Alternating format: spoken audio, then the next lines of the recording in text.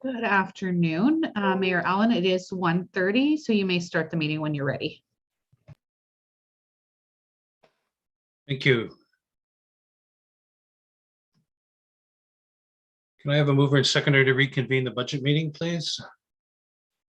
Councillor Moore, Councillor Ma Chapman. That the special meeting of the Township of Springwater does now reconvene at 1:30 p.m. All those in favor? It's carried. We are continuing the budget meetings. And this is the second meeting that we've had, and it's going to be going from now until 6 p.m. or sooner, depending on the time it takes to get through what we have to get through. Council recesses at the end of each session and reconvenes at the next scheduled date and time. And the dates are on the website.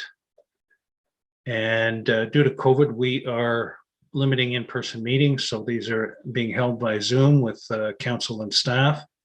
Residents can watch the meeting live on www.springwater.ca.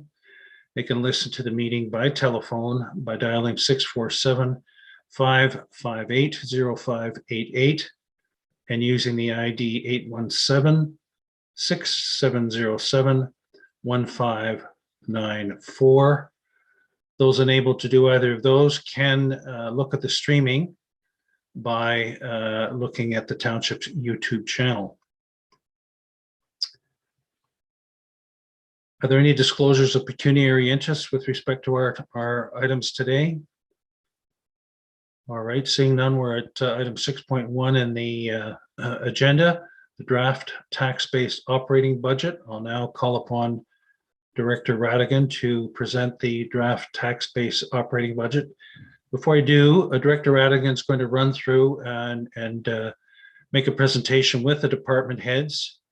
So I suggest we let the department heads present their department, and then any questions, Director Radigan will handle the questions. And so continue to put up your cards as usual, and she'll field the questions. So we don't need to be formal through me throughout this session. And so fire away, Director Radigan.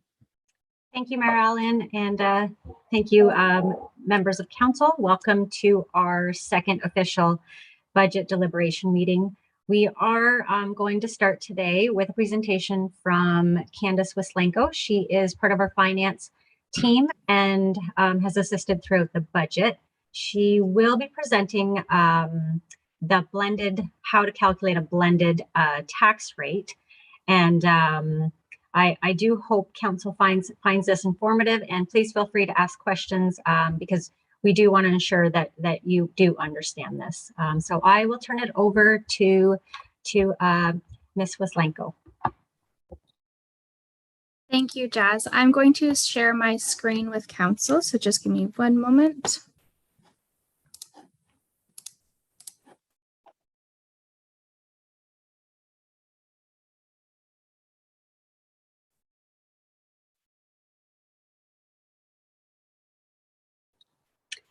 That looks good. We can see it. Okay. Thank you and good afternoon, Mayor Allen, Deputy Mayor Coughlin, and members of council. I am before you today to present the blended tax rate. I'm going to begin the presentation with an example using categories A, Township of Springwater, B, County of Simcoe, and C, Education. The increase percentage is the increase in dollars expressed as a fraction of the previous year per category. The Township of Springwater had a base amount of $100 and is increasing by $25. Therefore, the increase percentage is 25%. This percentage is expressing that the increase in category A is equal to $25 per $100 of the 2021 figure. If this base was going to remain at $100, we could agree that the increase of $45 would be equal to 45%. However, the base of the calculation is changing from $100 to $300. When categories A, B, and C get added together, forming the total tax bill, the 2021 amount being the base amount in which the percentage for each category was calculated on changes. As the base is no longer $100, a new calculation for the percentage is required. The increase in dollars being $25, $20, and $0 are no longer being divided into $100. They are being divided into $300. Therefore, the percentage expressed in the total increase percentage is less. In category A, the $25 is being divided into $300, becoming 8.33%. In category B, the $20 is being divided into $300, which becomes 6.67%. And category C is the $0 is divided into $300, still becoming 0%. These changes in percentages are expressed using weighted portions to provide another perspective of the increased percentage each category has on the total tax bill. As the previous year's dollar values are the same for categories A, B, and C, each category holds a weight of 33.33% on the total increase percentage. The total tax bill percentage being calculated by $40 divided into $300 is expressing that the increase is equal to $15 per $100 of the 2021 total for all categories. As there are now 3 100s, we understand that 3 wholes times 15 parts is equal to the $45. To add the increased percentages of each category together in the same manner that the dollars are added for a total of 45%, we would be implying that the 45% applies to all categories individually, as the total of categories A, B, and C form the total tax bill amount.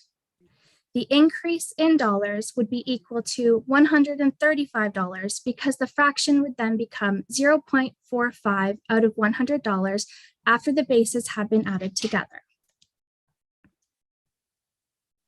Now imagine the previous example in a pie chart.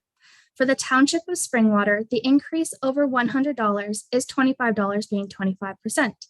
Similar to that, the county increase over $100 is $20 being 20%. The education increase over $100 is $0 being 0%.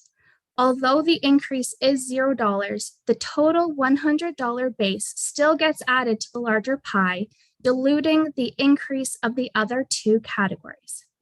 Now, visualize the bottom pie chart represents the total the total bill being all 3 pies added together. The equation in this pie is now $45 increase over $300 base. As there is more pie in the plate, the slice becomes smaller. Hence, the blended percentage is smaller than the percentages individually. This slide is the actual 2022 impact on an average residential property.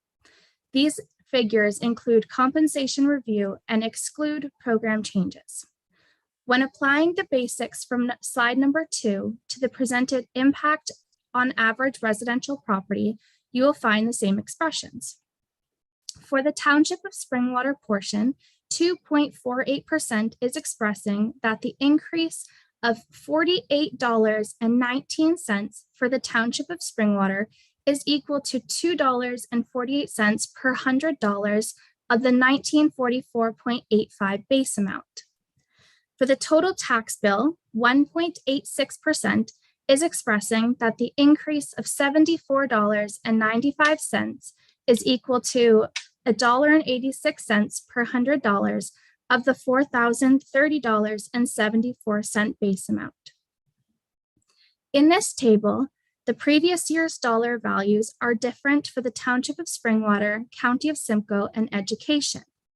The weighted portion is expressing that 1944.85 equates to 48.25% of the $4,030.74. When the weighted portion percentage is applied to the fraction of 0.0186, being the 1.86%, it is expressing that Springwater Township represents 1.2% of the 1.86 increase percentage. My Or, apologies, Ms. Wislenko. Yes. Councillor Cabral is having difficulties connecting to the meeting. So if we could just pause for a moment just to give him an opportunity to enter the absolutely. meeting. Okay, thank you. I will let you know once we can continue. Okay, thank you.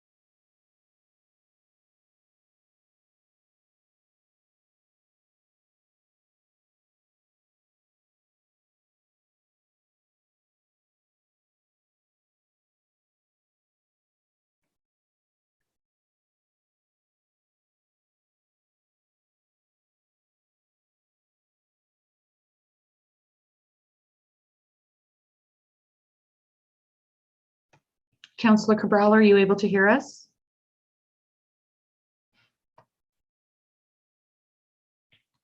All right. And My apologies. Michael is working with him to try to get connected.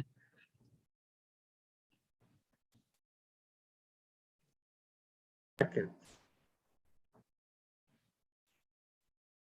Okay, I think I'm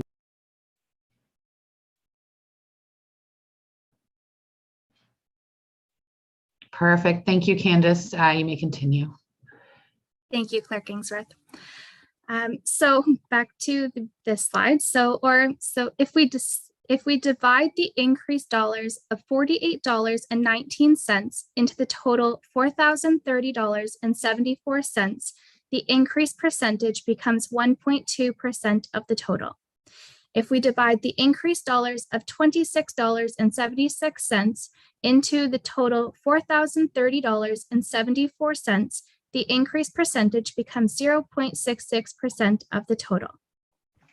And if we divide the increased dollars of $0 into the total of $4,030.74, the increased percentage is $0% of the total. 1.2% plus the 0.66% becomes the 1.86%. These percentages can be added together as the base amount in which they were all calculated on, being the $4,030.74, is the same. This slide is the actual 2022 impact on an average residential property. These figures include compensation review and all program changes. So similar to the previous slide, this slide is expressing the blended increase percentage over the 2021 total tax bill. The last two slides being presented are just to provide the impact per $100,000 of residential assessment, not to be confused with the property's current market value assessment. This informs residents that are not assessed at the average single-family dwelling assessment a means to calculate what their increase will be, as well as their total 2022 tax bill based on the figures presented. This slide presents a 1.86% increase, which includes the compensation review and excludes the program changes. The 2022 total tax bill per $100,000 is equal to $839.61. If a house was assessed at $200,000, the 2022 total tax bill would be $1,679.22, with an increase of $30.66, and so on and so forth. This slide presents a 2.86% increase, which includes the compensation review and all program changes.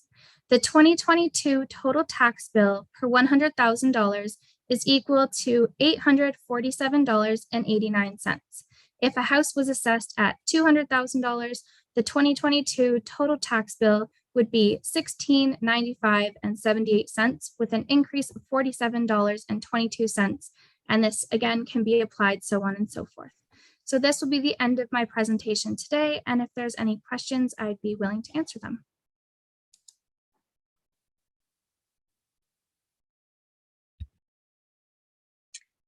Mayor Allen, did you want me to go ahead and direct these questions? Yes, please. Absolutely. Councillor Moore? Thank you, Director Radigan. To Supervisor Waslenko, could you just please figure out the calculation for me? And it's in my book, I'm sure, but for the assessed value at 489,000, so that it rings more true than the 200,000, please. The 489,000, I can certainly present my slide again, just one moment.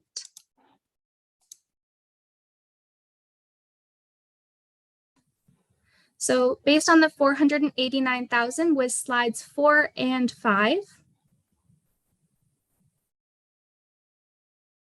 So slide 4 is excluding the program changes based on the 489,000.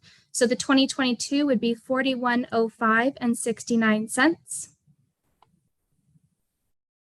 Can you please include the program changes in that? Yes. So Thank you. slide 5 includes all program changes. So based on the average of 489,000, the 2022 total tax bill would be $4,146.20. The increase is 115.46 then. Correct. Councillor Cabral, did you have a question?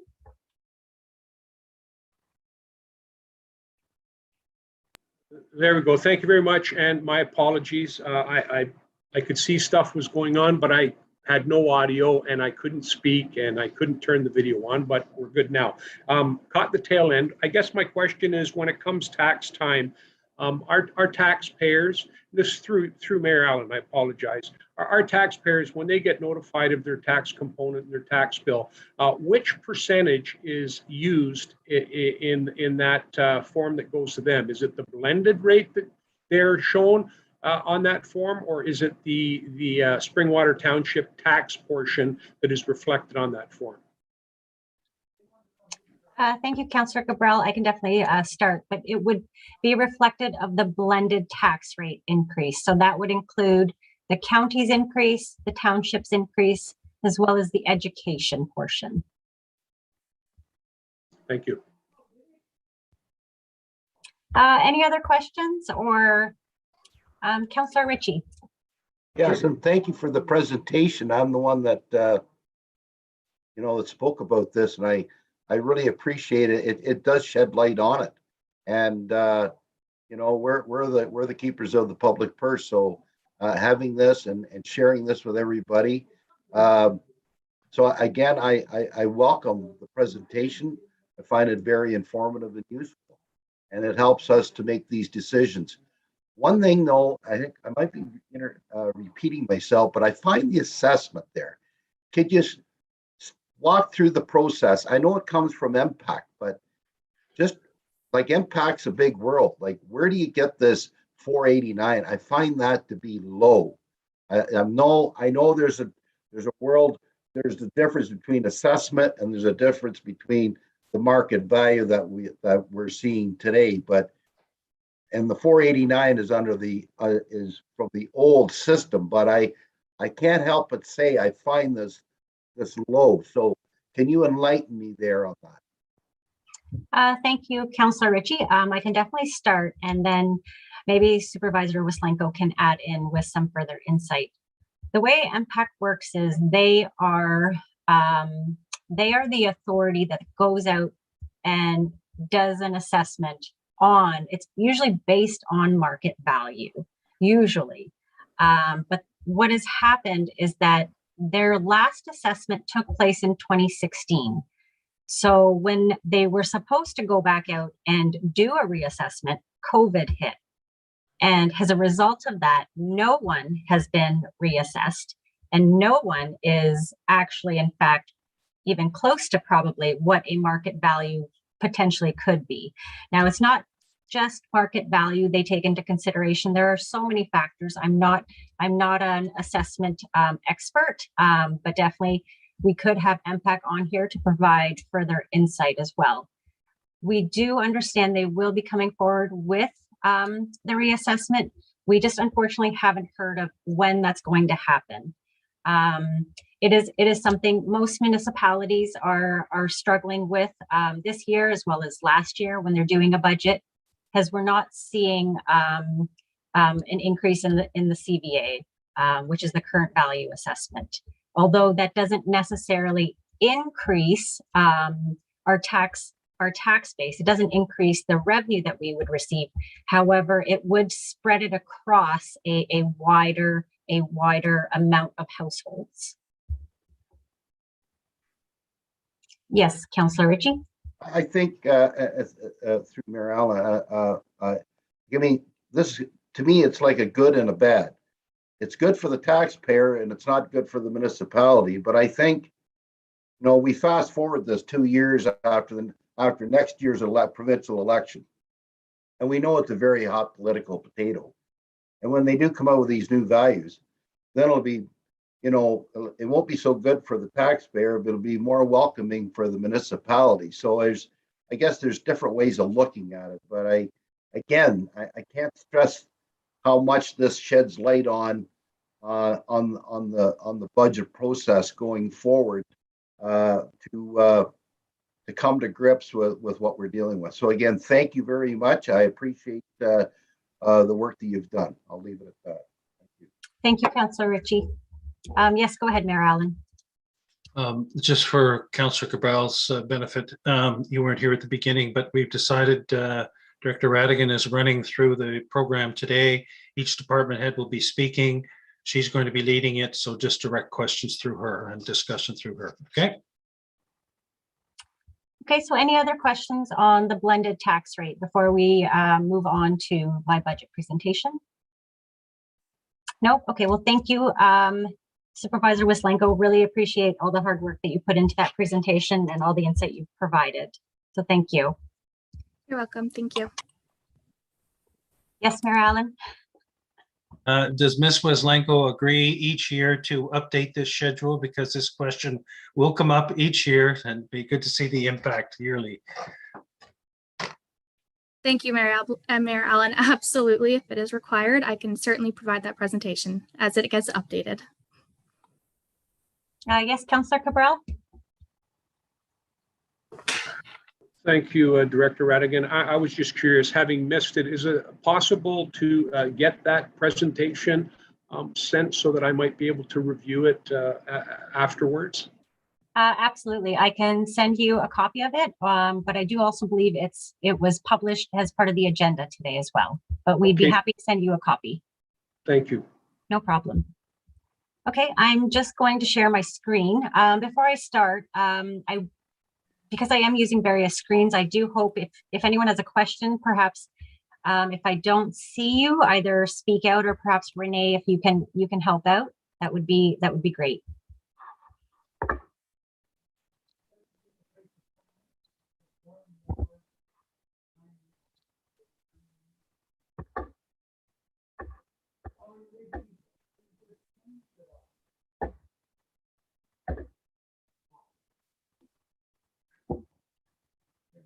Okay, I think that is it.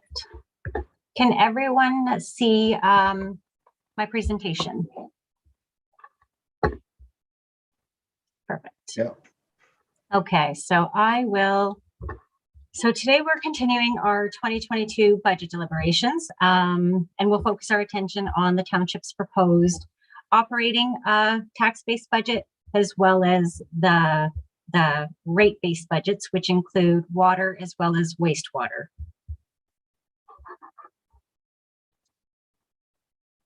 So the agenda for today, we most likely will not get through, obviously, all of up to 5 and 6. And they will spill over into some of the other dates assigned. Essentially today, we will discuss the budget process and review the timelines. I'll briefly highlight Council's budget direction that was provided in July of this year. I'll also provide an overview of the draft consolidated budget and provide a status on reserves, reserve funds, and the debt position for the township. And then we'll get into the details of the 2022 proposed tax-based operating budget. And we'll go through the specific tabs pertaining to each of those operating areas. And lastly, to finish today off, we will review the rate-based budgets, which is the water as well as the wastewater. The budget process to date, as mentioned, council budget directions were provided in on July 7th, 2021. And from there, department business plans, base budgets, and the capital plans were commenced and refined from August until November of this year. Program change proposals and the entire budget itself went through a line-by-line review with the finance team. And from there, it was reviewed and discussed further by the senior management team as well as the CAO. As a result of those internal meetings, a revised budget was tabled on November 17th, 2021 with council, and that's what you are seeing today. Sorry, I think So since then, we've had our first budget deliberation meeting, which took place on Monday, November 22nd. And that was with our service partners. Today is our second deliberation day. Additional dates have been set aside and revised to further discuss the budget with the intent of the final approval taking place on January 19th. Our third budget deliberation meeting is scheduled for tomorrow, and that's directly after the CSPN service delivery review presentation, which will take place. Their presentation takes place from 3 to 5, and our budget deliberation session is scheduled for 5:15, where council can review and discuss in further detail the 13 program changes. And I believe we will be anticipating either approval and moving them forward or them being rejected based on tomorrow's meeting. The budget direction provided on July 7th was that the 2022 budget and business plan be prepared to consider the cost of maintaining the existing levels of service, the cost of maintaining our assets and infrastructure, an estimate of assessment growth, the cost of living increase based on an average CPI, and the anticipated workloads for 2022, as well as the water and wastewater rate-based budgets were prepared using the approved rate study prepared by Watson and Associates, whereby the township saw a 2% increase in water rates and a 5% increase in wastewater rates. In addition to that, any changes or additions to service enhancements, including staffing proposals, they've all been presented as program changes, and those will be discussed at a high level today. However, will be reviewed in greater detail at tomorrow's budget deliberation meeting. The 2022 proposed consolidated budget is comprised of gross expenditures of $48.2 million and $47.8 million in gross revenues, leaving a net levy requirement or a deficit of $399,468. This equates to a 2.48% increase, and that's only the municipal portion. This includes the compensation review, however, does exclude program changes. Council may recall in one of my earlier presentations, the CPI rate was at record highs in October of 4.7%. So a 2.48% increase is just half of what inflation is. The impact of the proposed 2022 tax-supported operating budget on an average single-family detached residential property assessed at $489,000 is $48.19, or $2 or 2.48% for the township's portion. The County of Simcoe actually just approved their budget yesterday, and that was approved at 2%. And staff are assuming no changes in the education portion at this stage. Hence, staff are recommending a $74.95 or 1.86% blended tax increase over 2021, not including program changes. That equates to $6.25 a month. That's approximately 21 cents per day on a $48 million budget. Another way to look at the increase is how it was presented earlier by our supervisor of revenue. For every 100,000 of assessment, the average residential property will increase by 15.33, sorry, not 15 point, by $15.33, which is the blended tax increase, excluding program changes. Councillor Cabral, I think I might see you have a question. Thank you.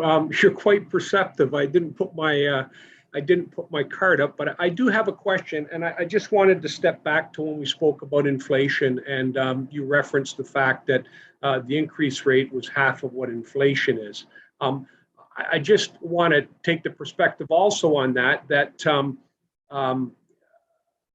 the inflation rate changes all the time, yet whatever increase we impose on our taxpayers this year, that's kind of like goes on forever. So I just want to be mindful of that. I think the inflation rate this year, circumstances beyond most folks' control, is an aberration and should probably correct in the next little while from what everybody is saying. So I just kind of wanted to make that point. Thank you. No problem. Thank you, Councillor Cabral.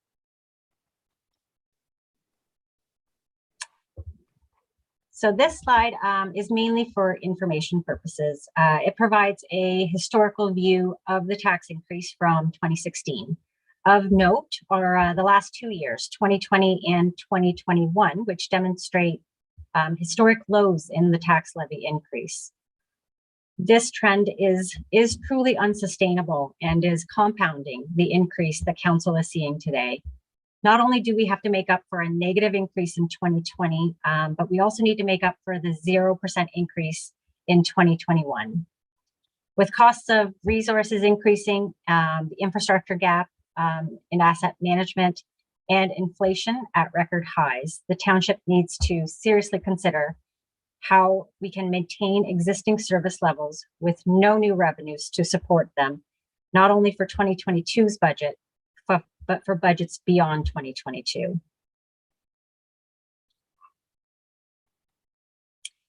The next couple of slides, I will get into the status of our reserve and reserve funds. So essentially, I'm sure council is all aware of what a reserve and reserve fund is, but I will quickly just highlight, since this is your 4th year.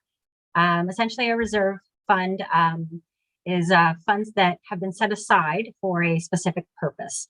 An example of this would be to ensure there are enough funds set aside for the replacement or the retirement of an asset, such as a vehicle. The township's reserves are comprised of capital as well as general purpose reserves.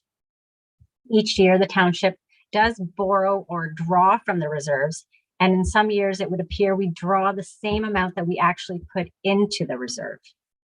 And once an asset management plan is put into place, this should give us a better idea of how much is actually needed to be put aside into the reserves to ensure we can be fiscally responsible in the long term. Similar to reserves are reserve funds, in the sense that funds are set aside for a specific purpose except reserve funds require a bylaw or they actually are a requirement of provincial legislation to meet future needs. So there are two types of reserve funds, the discretionary reserve fund, which is initiated by council, and examples of that would be your water and wastewater reserve funds. An obligatory reserve fund includes development charges, federal gas tax funding, and OSIF funding, which is also known as the Ontario Community Infrastructure Fund. And that's mandated by provincial statute. Yes, Councillor Ritchie? Thank you. Sorry to interrupt. No problem. Last year, when we had a surplus of $1 million plus, I forget the exact amount, where did that money go? Did it go into one of these funds, these reserves here? Can you just elaborate on that for a minute, please? Absolutely. Thank you, Councillor Ritchie. That actually went into the tax rate stabilization reserve, and that was a surplus of about 1.8 million, and that would have gone into our actual, the previous slide, which was just our reserves. So that is in our reserves, our regular reserves. Yes, Councillor Ritchie? And for this year, are we headed for another surplus?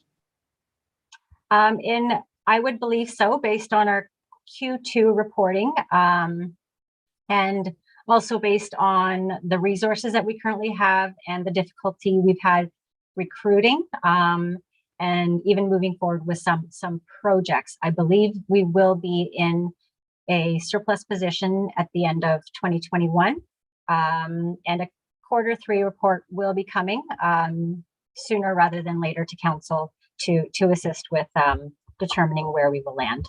Yes, Councillor Ritchie? And how, I'm not going to hold you to this, but a rough amount, like the same as last year, like a little more, enough to buy yourself a Big Mac? I wish I could elaborate on where I foresee it going. However, based on Q2, I'm not there yet. I would be more comfortable giving an estimate based on Q3 reporting. Just unfortunately, we're not there yet. However, I would anticipate anything over $300,000. And that money will go where? Councillor Ritchie, that will come back to council, and it will be a council decision based on where it will go. Staff will definitely provide recommendations. However, it is a council decision.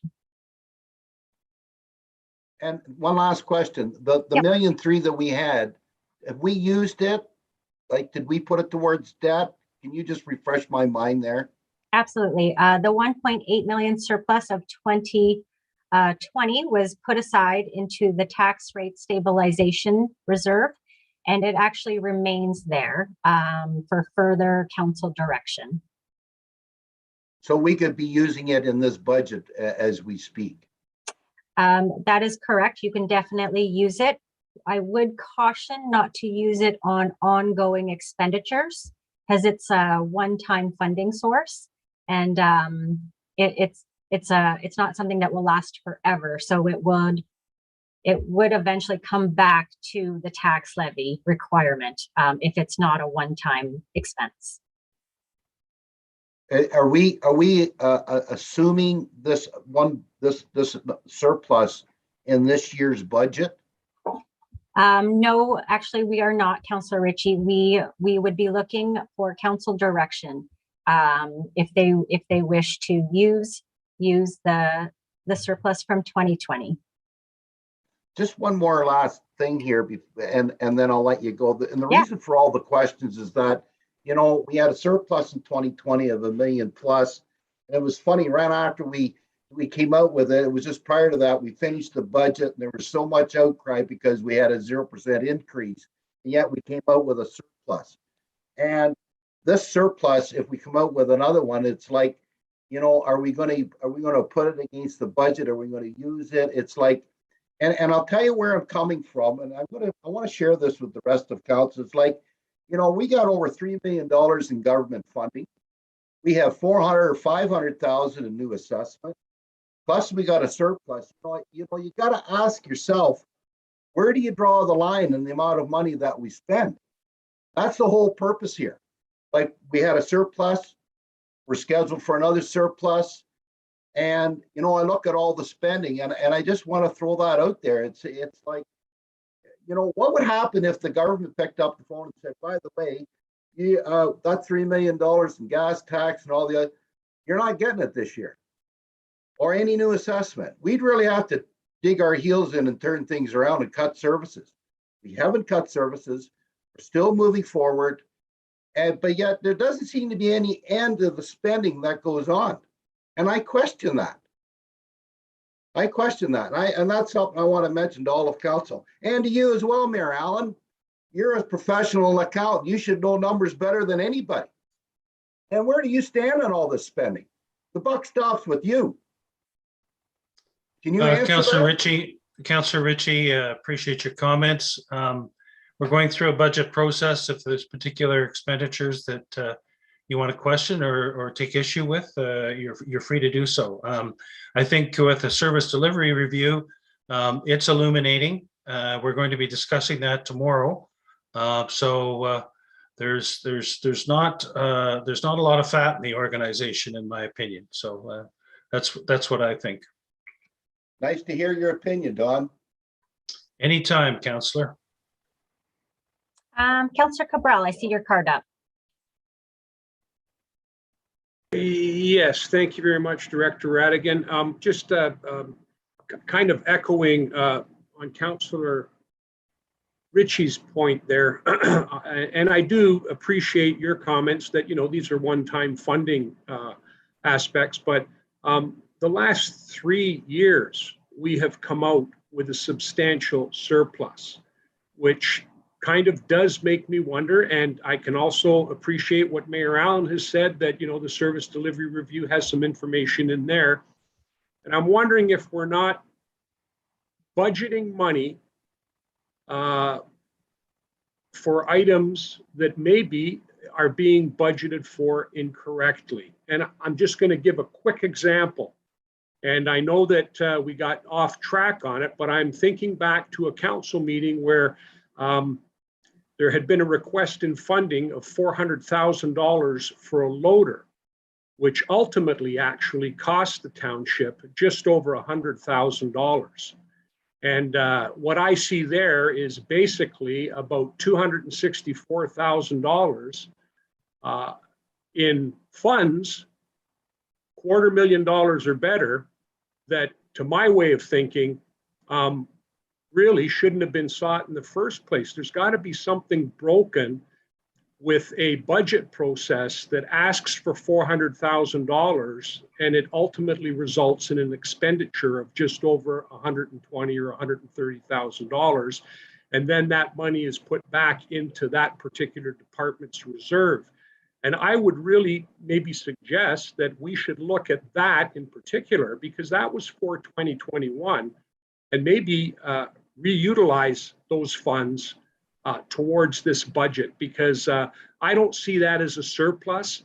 I see that as a budget item that was budgeted for incorrectly, and that surplus shouldn't have existed in the first place. So just another thing that I guess, along with what Councillor Ritchie's saying, is we struggle with the budget and then we end up with a surplus at the end of the year. So there's got to be a disconnect between what's being sought and what's actually required. And that's what I'm really having a hard time with, I think, with this budget too, outside of the compensation review. I can understand that. And also we have the union negotiations going on that we still don't know what that number is going to come in at. And I just, with the program changes too, it's how do we wrap our heads around a budget that for the last 3 years has been significantly wrong and provided a surplus in the last 3 years. And now we're looking at over $1 million from 2021, when council last year fought tirelessly and debated a very difficult budget process to provide a 0% increase, and yet we still managed to come back with over $1 million in surplus. It's just the comment that I'm making. And that's why I just don't know about the actual budget process itself. For the last 3 years, it's really been off the mark. Thank you, Councillor Cabral. I'll proceed. We'll take that as a comment, so I appreciate it. Thank you. Okay, so I'll just go back into reserve funds. So Director both- Ramsey? Excuse me, Yes, Director sorry. Radigan. Yes. CEO Schmidt had his card Oh, up. I so- apologize. I couldn't see him. Thank you, and Mr. Deputy Mayor. Mayor Coughlin as well. I'm not sure whether she's referring to the same thing. Go ahead. Thank you, Mr. Mayor. Just some comments on some of the statements.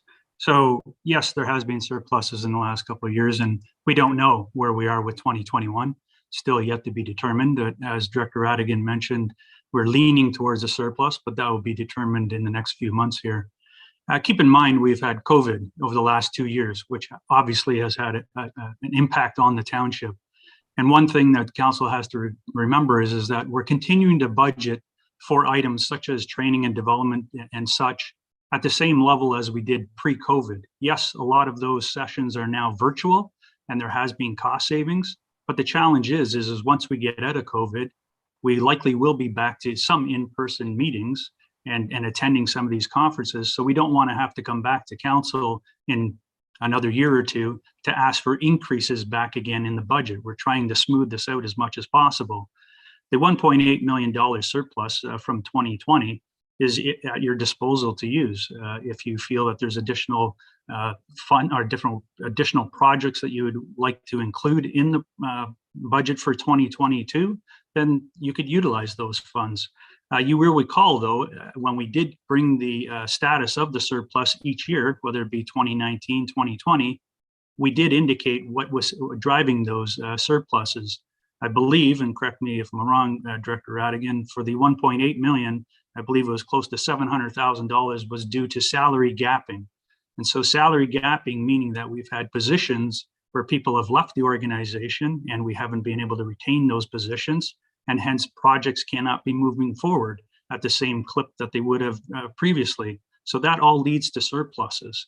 The challenge is trying to get some of these projects done with the current capacity that we have.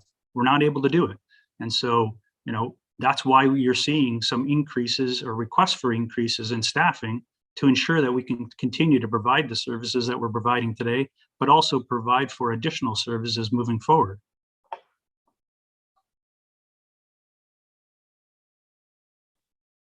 Thank you, CEO Smith. I believe Deputy Mayor Coughlin had a question.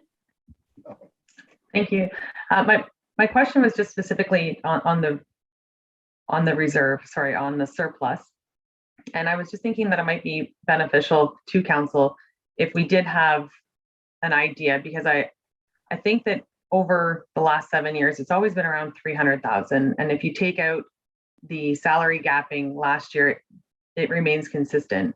And I'm just curious if it's, I always find it interesting that when work doesn't get done and then we continue to increase, it becomes part of the levy. And then how do we ensure that we're not taxing twice in that if there's a job that was slated to be done in 2020 and then the work didn't get done, it goes into surplus, which becomes part of our operation. So then how are we ensuring that, because now that's added on to next year's job list. So are we increasing then the operation, the portion of the operational budget for a job that we've already taxed people on? So that those jobs should be driven out of the surplus then, is that correct? Thank you, Deputy Mayor Coughlin. I can definitely start, and then I see CEO Schmidt on the line as well.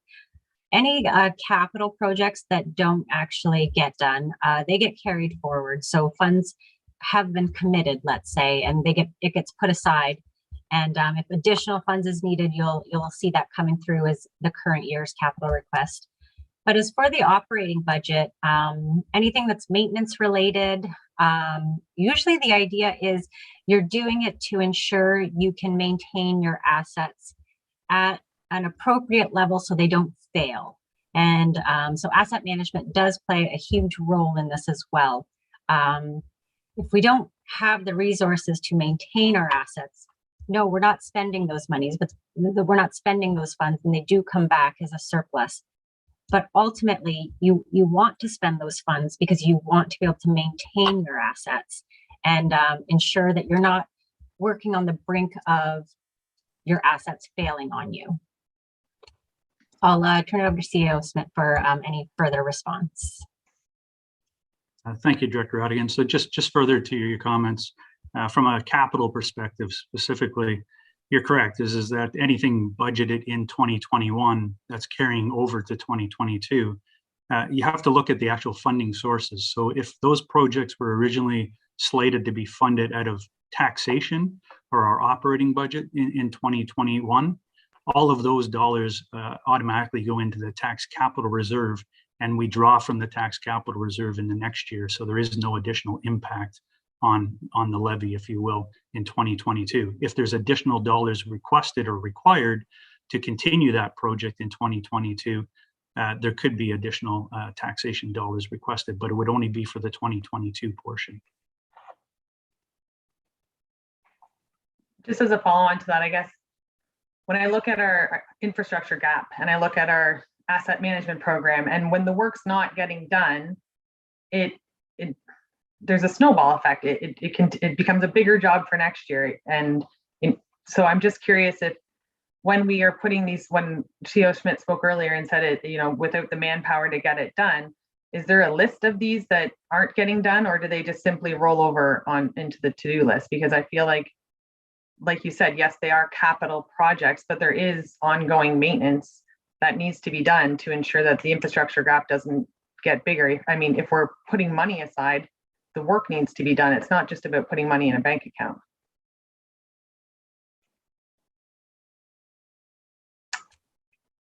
Sorry, Deputy Mayor Coughlin, was there a question in there?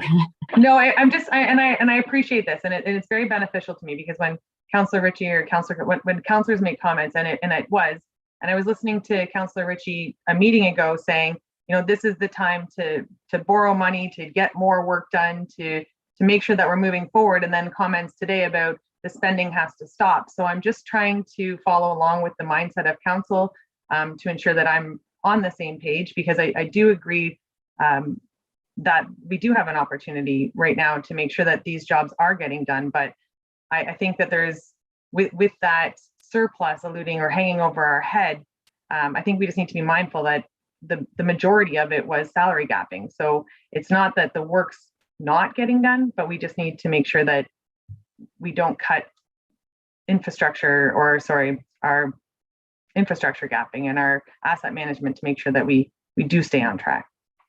So I guess it was just a comment, just trying to follow along. No, thank you, Deputy Mayor Coughlin. Any other questions or comments? Okay. So moving back to reserve funds. So we did just discuss the difference between discretionary as well as obligatory reserves, which are development charges, federal gas tax funding, and OSIF funding, which is mandated by provincial statute.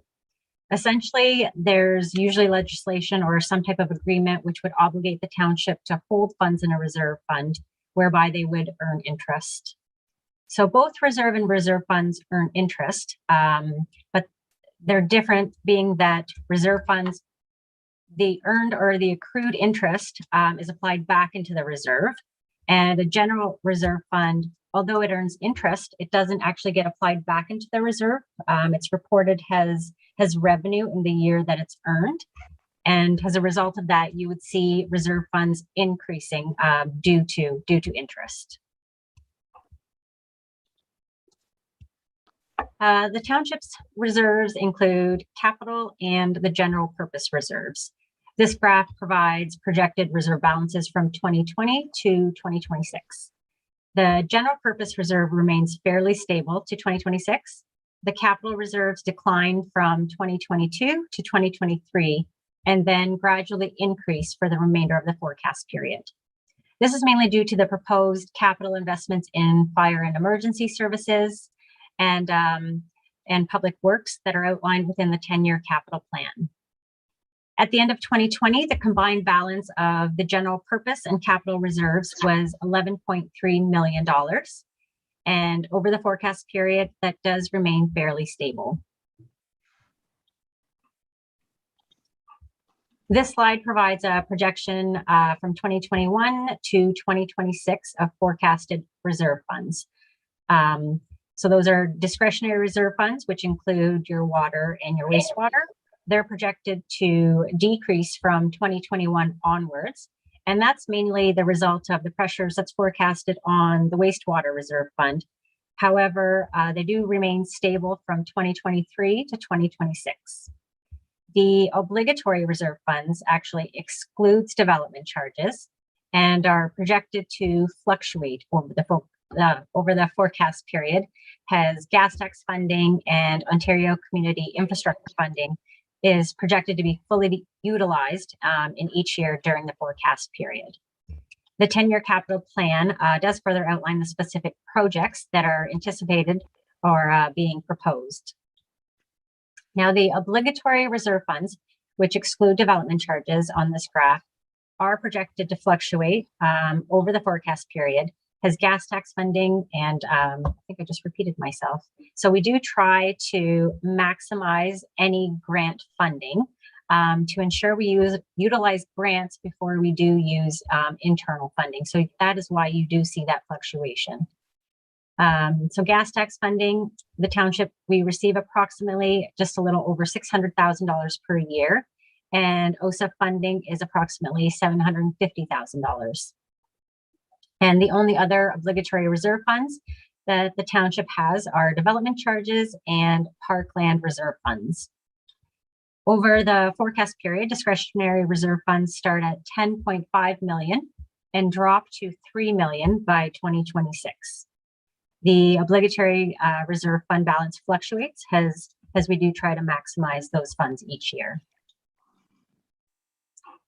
Development charges are part of our obligatory reserve funds, and it is necessary that we separate them, as the township will be experiencing large amounts of growth, and we will see added pressure to our development charges.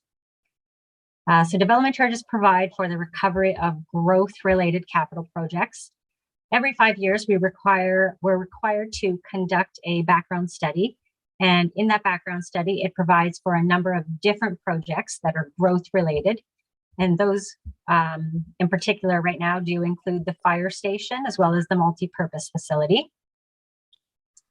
The township is currently undergoing an update to our DC background study by Watson and Associates. And as a result of the new legislation that was introduced through Bill 108, the More Homes and More Choices Act. A public meeting was held on November 3rd, pursuant to Section 12 of the Development Charges Act, and the background study update was made available as of October 15th. Council will be seeing this come back to the regular meeting of council for final approval on December 15th. This graph provides a forecast of the township's development charges, both township-wide DCs and area-specific DCs from 2020 to 2026. Based on the 10-year capital plan and the growth forecasted during this time frame, the township-wide DCs are forecasted to increase to 2023 and then decrease from 2024 to 2026. Again, this is all based on what's been forecasted in our 10-year capital plan, whereas the area-specific DCs are anticipated to gradually increase over the forecast period. No matter where building or development takes place within Springwater, a township-wide DC is required, whereas an area-specific DC is actually specific to an area that's applied in addition to the township DC. This would include Ellenville, Hillsdale, Minising, Centre Vespra, and they all essentially have area-specific DCs, and most of these area-specific DCs relate to water and wastewater capital projects. Now, the one thing this chart does not show are the township's unfunded DCs. And what are unfunded DCs? Well, they represent growth-related capital projects that have either already been constructed and or projects that are planned to be constructed and are ultimately to be funded by development charges. However, due to the timing of development, we haven't necessarily collected all the funds for these projects. The township is projecting a shortfall in DC funding, which was also outlined in the long-range financial plan for services related to highway, which is essentially roads, fire development charges, Ellenville sewer, as well as Parks DC. Now, these unfunded DCs have been managed internally in the past, where we borrow from ourselves in the interim. However, with the updated DC bylaw, we are looking to collect hard surface DCs upon registration of a subdivision, as opposed to waiting for building permit issuance. In addition, the township is also and will also be negotiating with developers to front-end projects. And once DCs are collected, the township would then turn around and be able to provide a credit. Staff have also been in contact with Infrastructure Ontario, just in terms of identifying what options are available to us to fund DCs in the short term, if in the future that it ever becomes necessary. So now we will go on to debt. At year end of 2021, the township's estimated outstanding. Excuse me. Yes, sorry. Yes, Councillor Hannah does have a question. Okay. Yes, Councillor Hannah. Thank you. Thank you, Clerk Ainsworth. Sorry, Director Radican, I don't want to ask the question too far down the road, but it's related to reserves. And you might want to tell me to wait until capital projects come up, and that's fine, but I just didn't want to oversee something or miss it. But my understanding of the reserves, and I might be wrong, is just for capital projects. Is that correct? Councillor Hannah, reserves can actually be set aside for any given purpose. Ideally, they would be for capital purposes, and the majority are for capital purposes. However, a lot of municipalities do have the tax rate stabilization reserve, which does help with those municipalities or townships that have been impacted by massive appeals, which I do know in the past, I believe perhaps Springwater was part of the golf appeals. I do know the big box stores have been initiating a lot of appeals as well. So that has impacted the tax base for a lot of municipalities, and they haven't necessarily budgeted for it. And so something along the lines of the tax rate stabilization would assist in smoothing that out. Thank you, because my point I wanted to make was when we come into capital, I'll be asking what our total amount of dollars were taken out of reserves to offset property tax increases. And I know that's going to depend on what we approve in the capital area. But at this point, could you be able to tell us if we were to approve everything that's on the budget, what the amount of money would be taken out of our reserves? Through you, Councillor Hannah, are we speaking directly including program changes or excluding program changes? I would like to include everything if that's possible, so we have an idea of what the tax impact would be if we did not take money out of reserves. So the blended tax rate increase would be 2.86%, and the net dollar impact is actually $735,294. Thank you. Any other questions before I start on debt? I will have a question when you get done on the debt. I have some questions related to that too, please. Absolutely.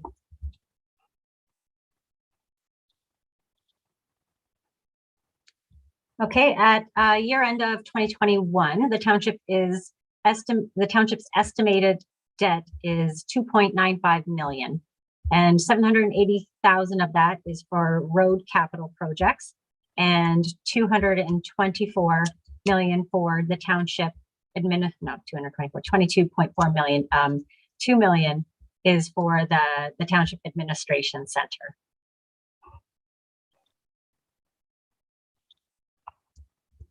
The existing debt capacity as set by the provincial government allows municipalities to borrow up to 25% of their own net revenues. The 2021 annual debt repayment limit is based on the 2019 financial information returns, known to myself as the FIRs, and known to council as our financial statements. This slide illustrates that the township has room available to it should it be required in order to issue new debt. Our available debt capacity is around 89%, and we've used up just a little under 11%. So based on the chart above, the township does have flexibility as it relates to its debt capacity.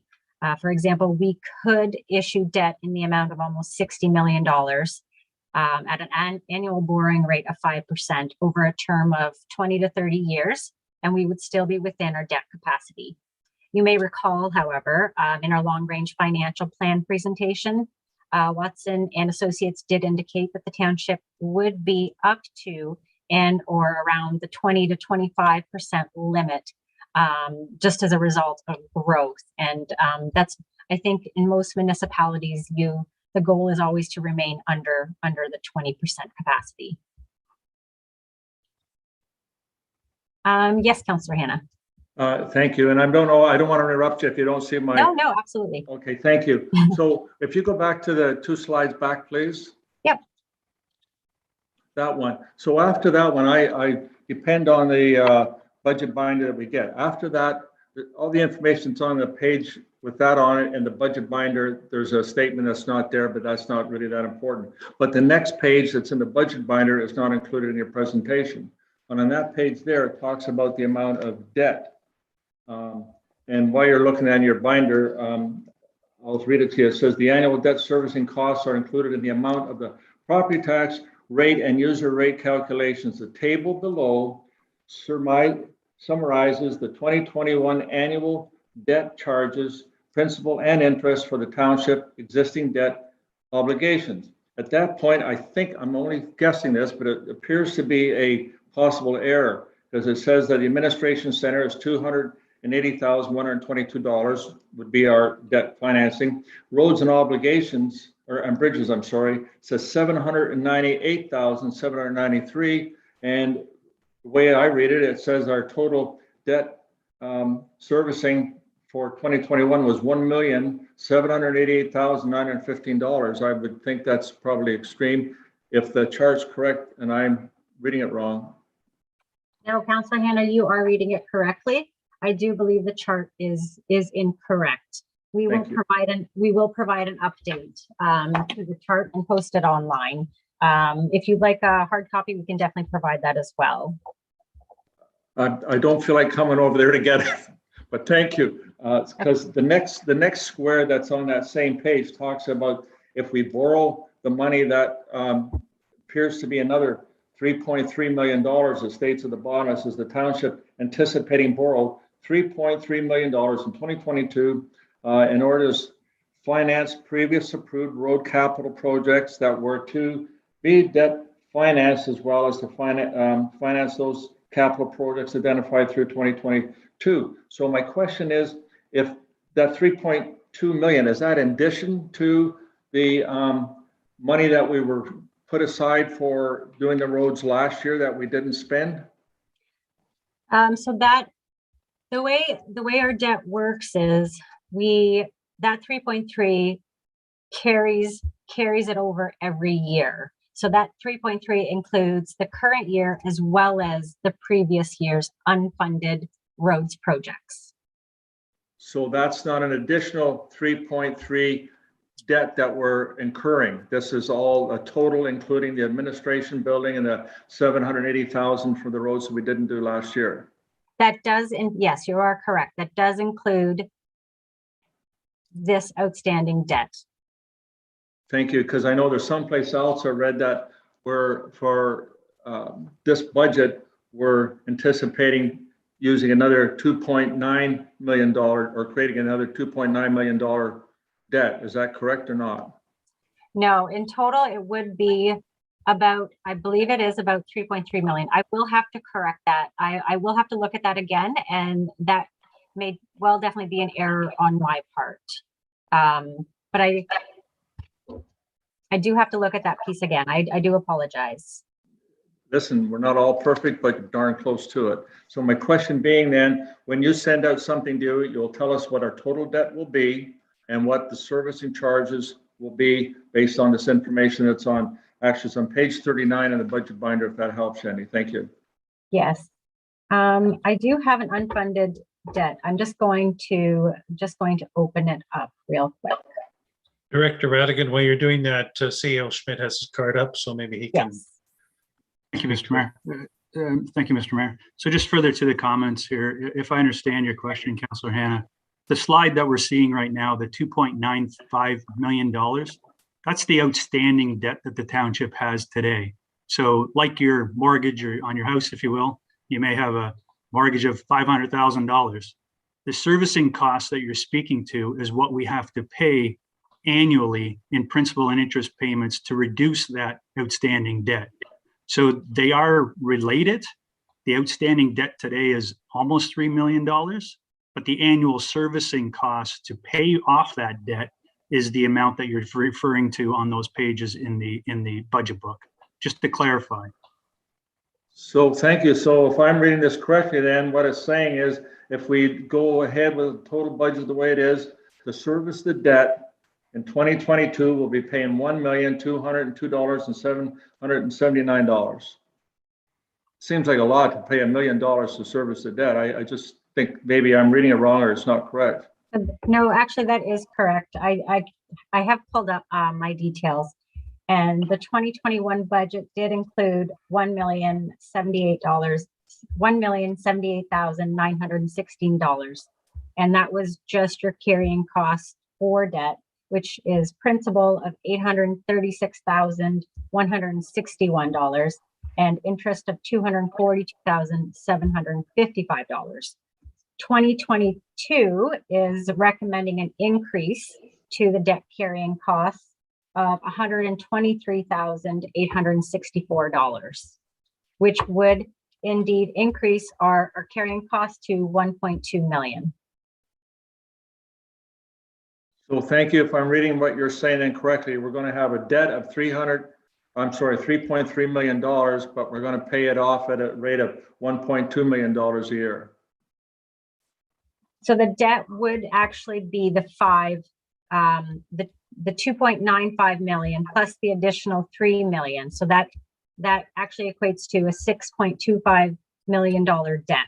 And yes, we are looking at paying it off at $1.2 million annually. So then my previous questions were probably correct in that we're borrowing an additional 3.3 and that's not included. And my numbers come up to $6.3 million will be our new debt in 2022. That's correct. Thank you. I apologize. No, thank you. I just think it's important for council to know that we're going to put a debt on the town taxpayers credit card of $6.3 million going through with this budget.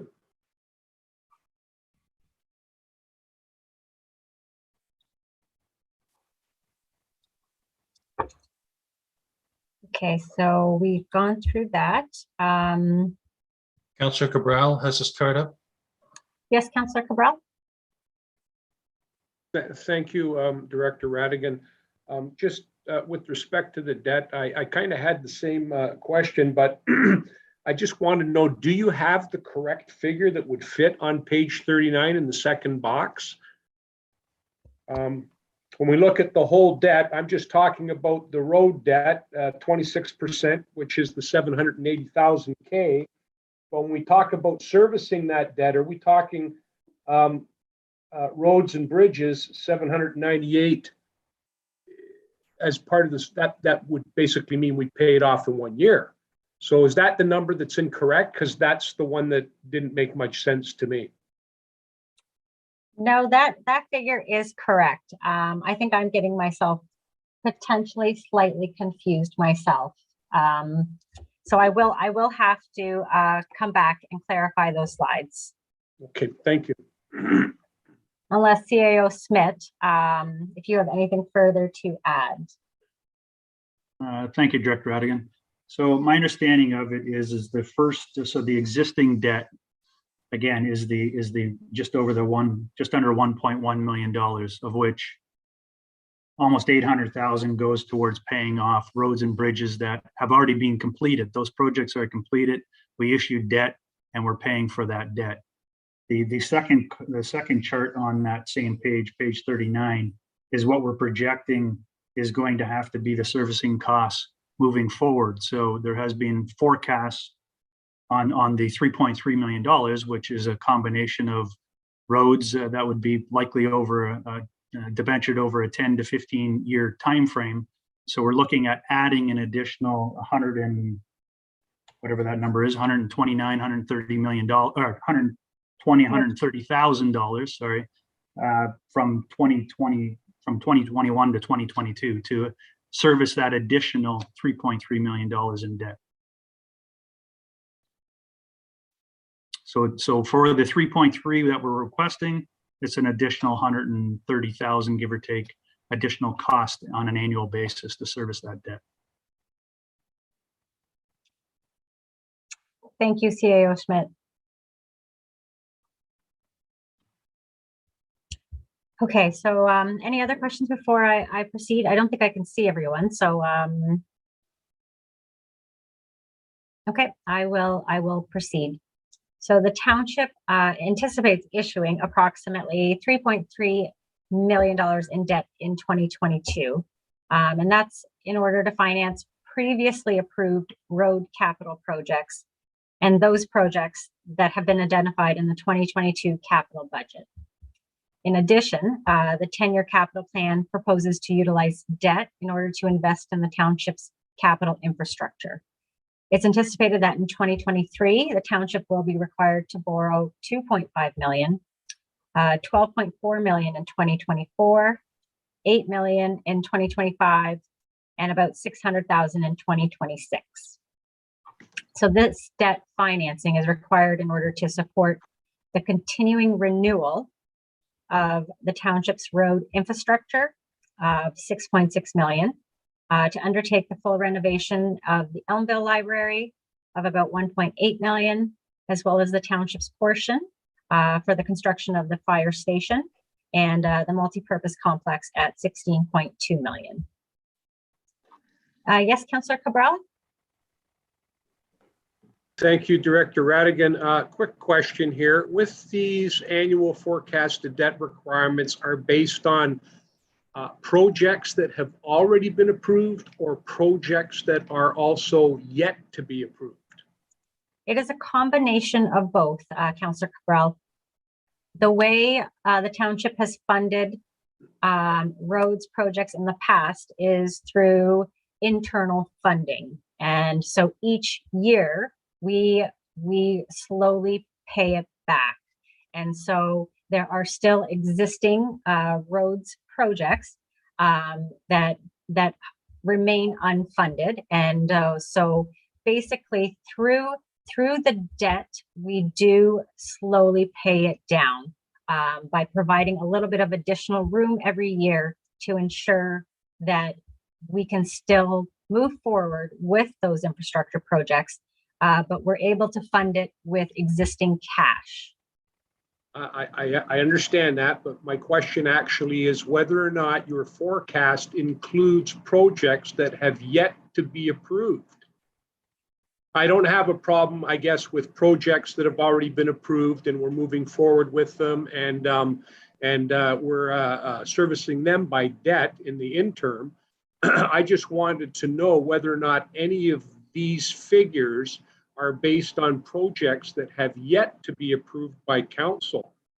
That is correct. They are. It is a forecast, so it is based on the 10-year capital plan, which is also a forecast, just to give council an idea of where we potentially could go based on the 10-year capital plan. But that's also a very fluid plan as well, so it will change on an annual basis. Thank you. Councillor Hannah? Thank you. I'm glad you saw me. I don't like to interrupt. So again, on this forecast here, if I take what you just, those numbers you read out, the amount we're going to borrow over the next 5 years is going to be $23 million. And we're already going to approve up to $6.3 million possibly this year. So in the next 5 years, we'll incur a debt on the taxpayers of $30 million. That's a possibility that I hope doesn't happen, to be honest with you. It scares me, but I just want to make sure that I'm reading this correctly. Yes, Councillor Hannah, you are reading it correctly. A lot of it is based on growth, which can fluctuate. And a lot of it is based on the 10-year capital plan in terms of when we plan on proceeding with the hasty track purchase, let's say. So the majority of that debt is definitely as a result of that multi-purpose complex. Thank you. Mayor Allen, and then Councillor Cabral. Councillor Hannah said we're approving 6.3 million. In fact, we're looking to approve 3.3 million in 2022. 3 million already exists. Yes, thank you. But the total will be 6.3 million, Mayor.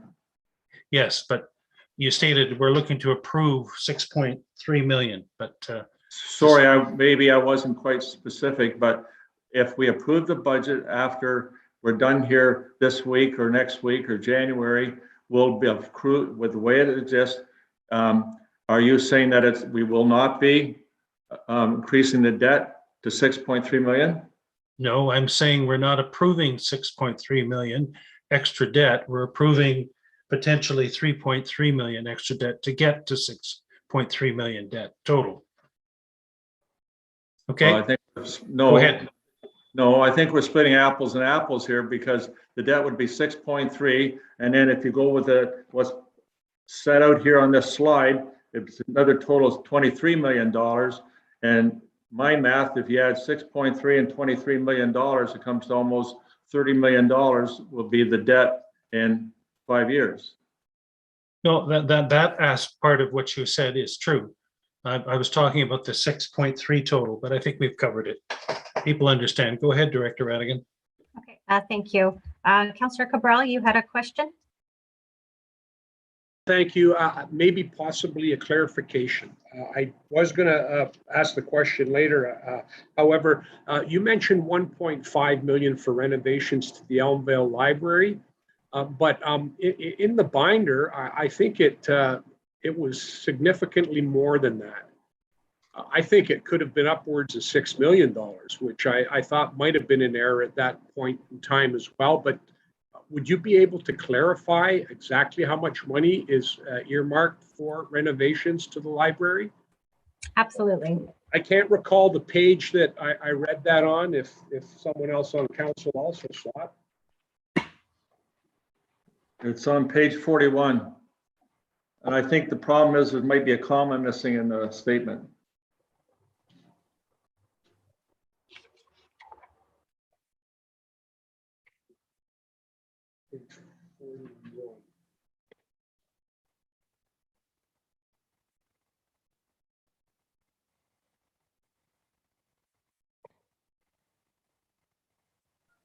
So the actual, the debt requirement for the Ellenville Library in 2023 is 125,000 plus 1.1 million in 2024 and 550,000 in 2025. Now that is just an estimate in total, and the 10-year capital plan is not something that council is adopting.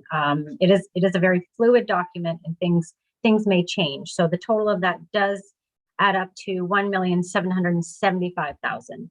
Okay, I apologize then because I do see a figure here of 1.8 million. So that actually does clarify it. Thank you. No problem. Any other questions before I proceed? Okay, so we will move on to the council's budget priorities for 2022. And at the special meeting of council on September 13th, council discussed and identified their, I'm sorry, am I hearing something? No, no questions? Okay. So council did identify their strategic priorities for the remainder of their 2018 and 2022 term of council. This slide outlines those priorities, and township staff have created the 2022 budget and business plan around these priorities. I'm not going to read them out loud. It is something that we have just recently gone over. So I just want council to be mindful that we have these priorities in mind when we did create the budget.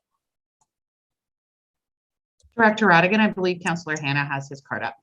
Okay, thank you, Councillor Hannah. Go ahead. Thank you, and I appreciate you taking my thing here. I'm looking at the training for council. Given that next year is an election year, and after June or July, council is a lame duck, I'm just think that the $34,500, I think it's so small, I'm having trouble reading it, but I think the $34,500 for training is something that we could eliminate. I think it would be, one, not necessary, and two, inappropriate for anybody that's going to be re-elected or not re-elected to be using taxpayers' dollars next year for training, especially with COVID going on. Thank you, Councillor Hannah. I also do believe there is December 16th set aside for any additional motions that the council would like to put forward. So I would recommend reaching out to our clerk prior to then, if that is your wish. Thank you. I'll add it to my list. Thank you. I believe CAO Schmidt has his card up as well. Thank you. Go ahead, CAO Schmidt. Thank you, Director Radigan and Clerk Ainsworth.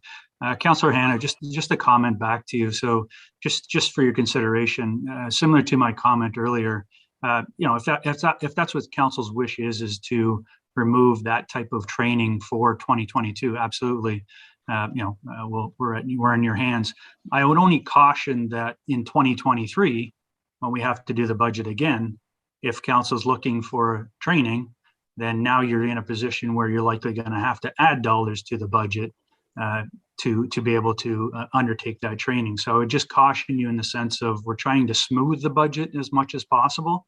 So when you look at the bottom line, and Director Radigan, correct me if I'm wrong, but our base budget, taking the comp review out, you're looking at probably about a $200,000 increase, give or take, to the base budget, which that would have an impact on. But again, I would caution you in the sense of we're trying to smooth those increases so that you don't have the ebbs and flows from one budget to another.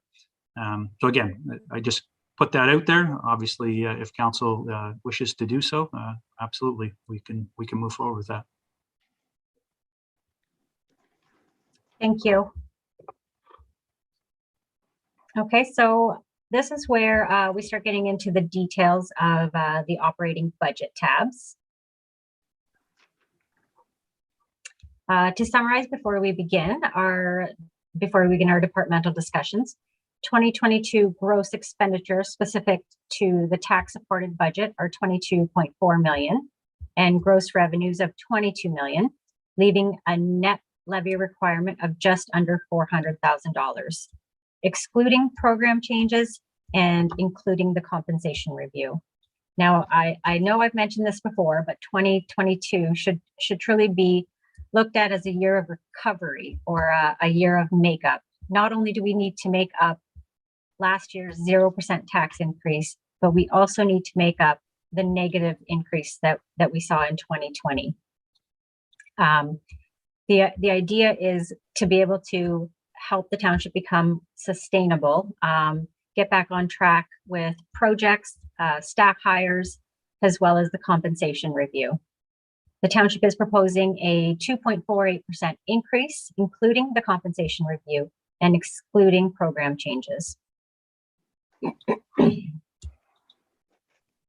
The next few slides provide a a detailed breakdown of the 2022 budget pressures or the budget drivers. More specifically, it shows how the net levy was calculated or determined. These will be discussed in greater detail as we review each tab within your budget binders. But of note, I do have in here the compensation review, which does make up $188,397. And that was outlined in CAO Schmidt's report on November, I believe it was on November 3rd. Now, that entire impact is not going to hit the tax levy, as a portion of it is going to be recovered through building as well as water and wastewater. So there's actually a net impact there of only $159,000. This slide here just provides further details of how we've determined what our overall increase is. And just note, we are only looking at net expenditures. And this does not include any revenue in terms of assessment growth. So in 2022, the budget pressures for the township make up about $784,113, and that equates to about 5%. And I do believe, as part of prior discussions, as well as through the long range financial plan, I believe there was an estimate that staff would potentially be coming forward with closer to a 6 or a 7% increase as a result of what we've seen in the last 2 years. In addition to those pressures, we're also experiencing additional pressures from our service partners of approximately $70,000, and that equates to a 0.45% increase. The majority of our service partners did present to council on Monday, and they were able to outline their budget increases and provide justification. Councillor Moore had her card up. Sorry, go ahead, Councillor Moore. Thank you very much. I just had a quick question about the cost of living increase. Could you just go back one slide or 2 slides, please? Back. So there, 1.48%. I thought in the compensation review it was 1.27. Did that change? The other question I wanted to ask too, is that number flexible? Is that something that the township itself can play with? Councillor Moore, I think you're correct. That's a typo on my part. That I believe 1.48% is from last year's slide. That should be, I believe it is 1.24% this year. And I believe it's through council that it was agreed upon that COLA would be equivalent to the average of the CPI rate from, I believe, May of the prior year to June of the current year. So hence why you're seeing such a low COLA increase, because we are including the majority of COVID in there as well, which we saw extreme lows, and right now we're seeing extreme highs. I believe it is flexible, and I think it ultimately lies in council's hands.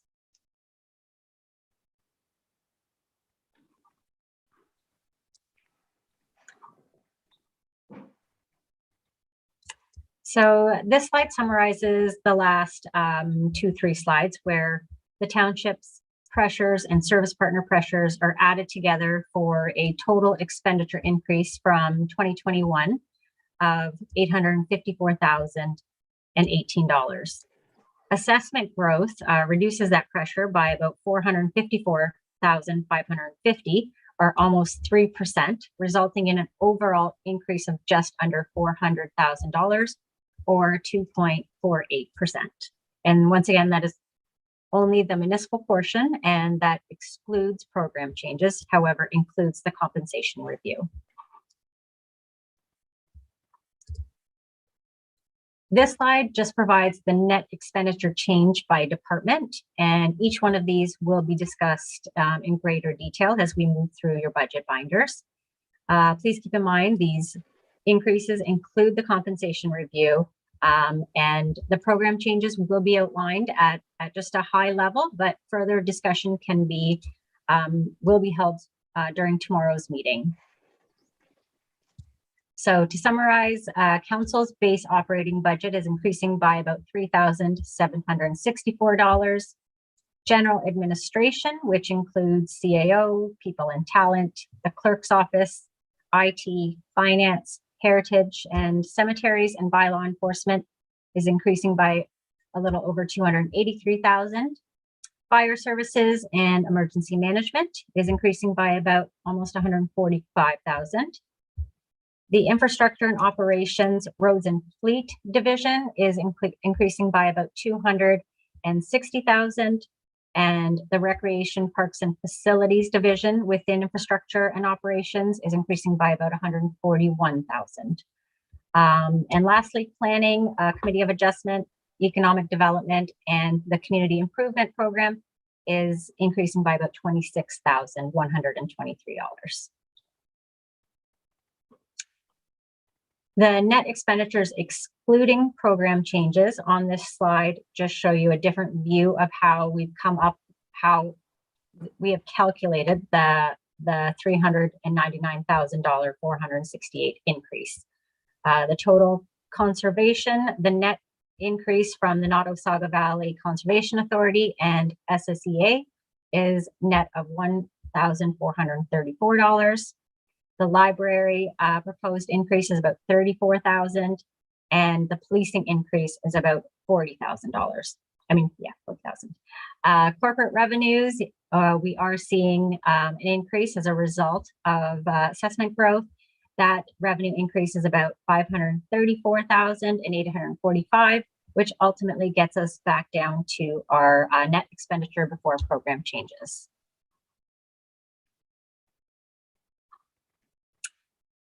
So tab 3 of our budget binder, as I mentioned, approximately $3,000. It's an increase of approximately $3,764, increasing over 2021. And that is mainly due to the cost of living increase adjustment.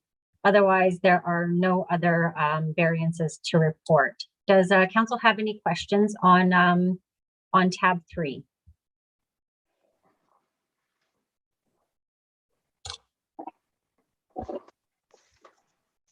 Okay, not seeing any.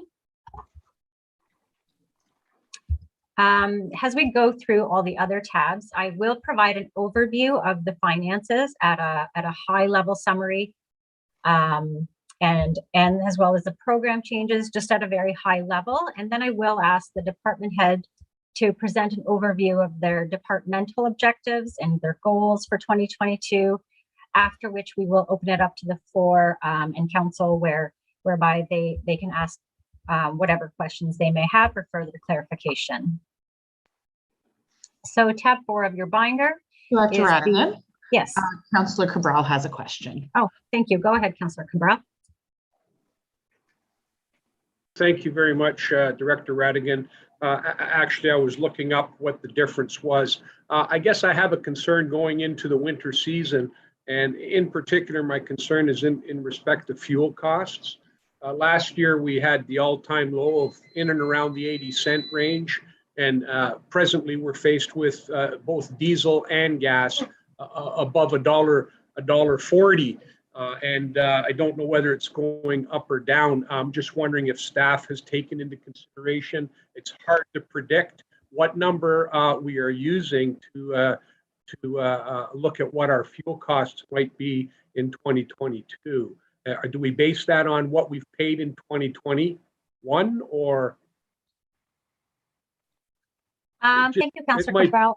Yeah, thank you. I will redirect that question to our general manager, Ram Deo, as the majority of the fuel costs do reside within his divisions. Thank you, Director Radigan. To you, Councillor Cabral. Our budgeting was a combination of looking at previous costs, historical costs going back 3 years, plus an assessment of what the potential might be going forward.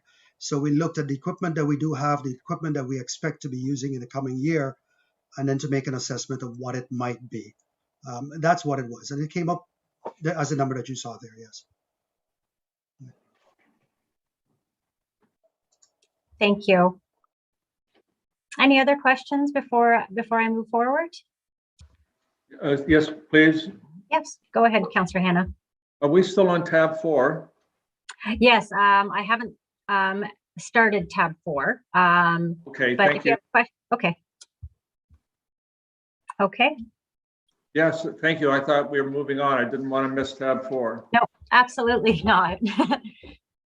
So tab 4 of your budget binder is the general administration tab, which I noted earlier includes those departments that are noted below. The year-over-year increase is $283,016. The next slide does provide a further detail and breakdown, which does include COLA and merit increases, or you can look at them as step increases and statutory deductions of about $140,429. Now, that does appear to be unusually high, and that's because there are 2 positions in there that are included for student positions, and they are to be funded directly by student grants.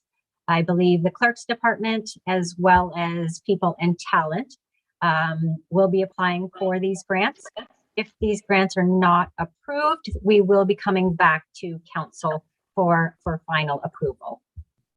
In addition, there was a clerical error in the 2021 budget, which did exclude a portion of FTE of a salary and benefit, which has now been corrected in 2022.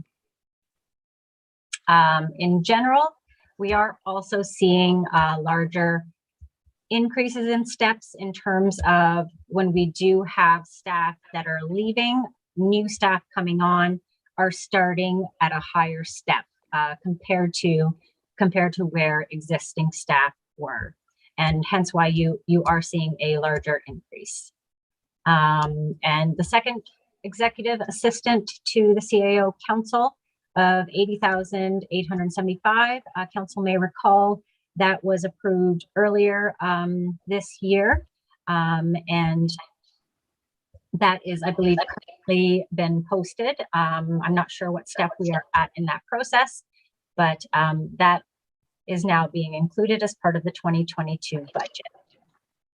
In addition, there is increase for the compensation review, which was discussed at the November 3rd meeting. In general, we're also seeing an increase across the board for insurance premiums, and that's been demonstrated throughout the budget tabs.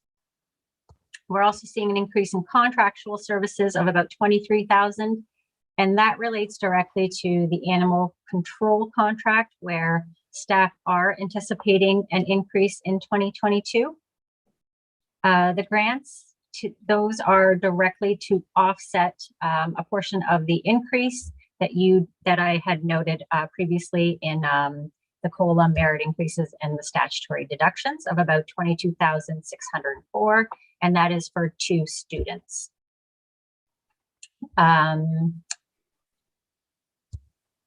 There is anticipated increase in user fees, and that is directly from the finance department, as we are recommending to implement a charge to mortgage companies.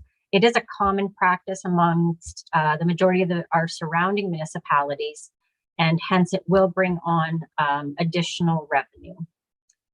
We're also noting a decrease in technology due to upfront costs that we purchased for server support. This is being allocated as a prepaid, and as a result has increased our fees going forward. There's also just a general increase of about $2,612, and that's mainly due to a small portion of it would be postage, as well as additional cell phone costs and telephone costs due to the number of staff working from home and having to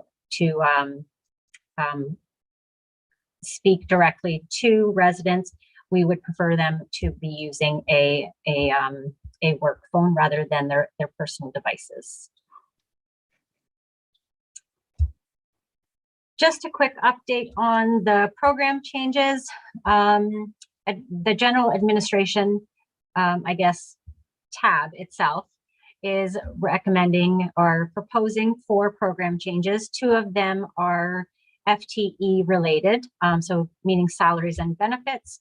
Any salaries and benefits coming through as program changes have been projected at a 10-month salary range, just in terms of when we actually anticipate getting individuals on board. And so I just want everyone to be mindful that those are 10-month budget figures and not 12-month. We would be happy to provide 12-month budget figures just so council can see the difference. That's not a problem. So the finance department is requesting a accounts payable and receivable coordinator, and the net tax impact is about $44,231. That's actually, so that's the net tax impact, because a portion of this individual would be paid through building as well as water and wastewater, the rate-based budgets. The fees and charges study is also another request through the finance department, because we would like to hire a consultant to look at our surrounding municipalities and benchmark the rates that municipalities are charging and what types of fees and charges there are out there that perhaps the Township of Springwater has not tapped into. Yes, Councillor Cabral and Councillor Hanna. Thank you, Director Radigan. I just wanted to ask with respect to PC number 2, Accounts Payable Receivable Coordinator. As I recall, it wasn't too long ago, they did hire an individual to look after accounts payable and accounts receivable for water, wastewater. At least that's my understanding, and I stand to be corrected. I'm just looking at this and questioning whether or not this is a second position for the same thing. That's just the point I wanted to bring up. Thank you, Councillor Cabral. I could clarify based on what I have as my staff complement today. Anything in previous years, I would have to refer back to CAO Schmidt. Right now, we have our customer service reps who split the accounts payable function, and in terms of that function and the risk associated not only with data entry, but the amount of focus that is required with accounts payable, it's really difficult in terms of having that position mixed in with customer service rep positions. And the AR function is actually currently being done by our procurement and claims coordinator. And so right now those functions are split up between staff who kind of even have the time.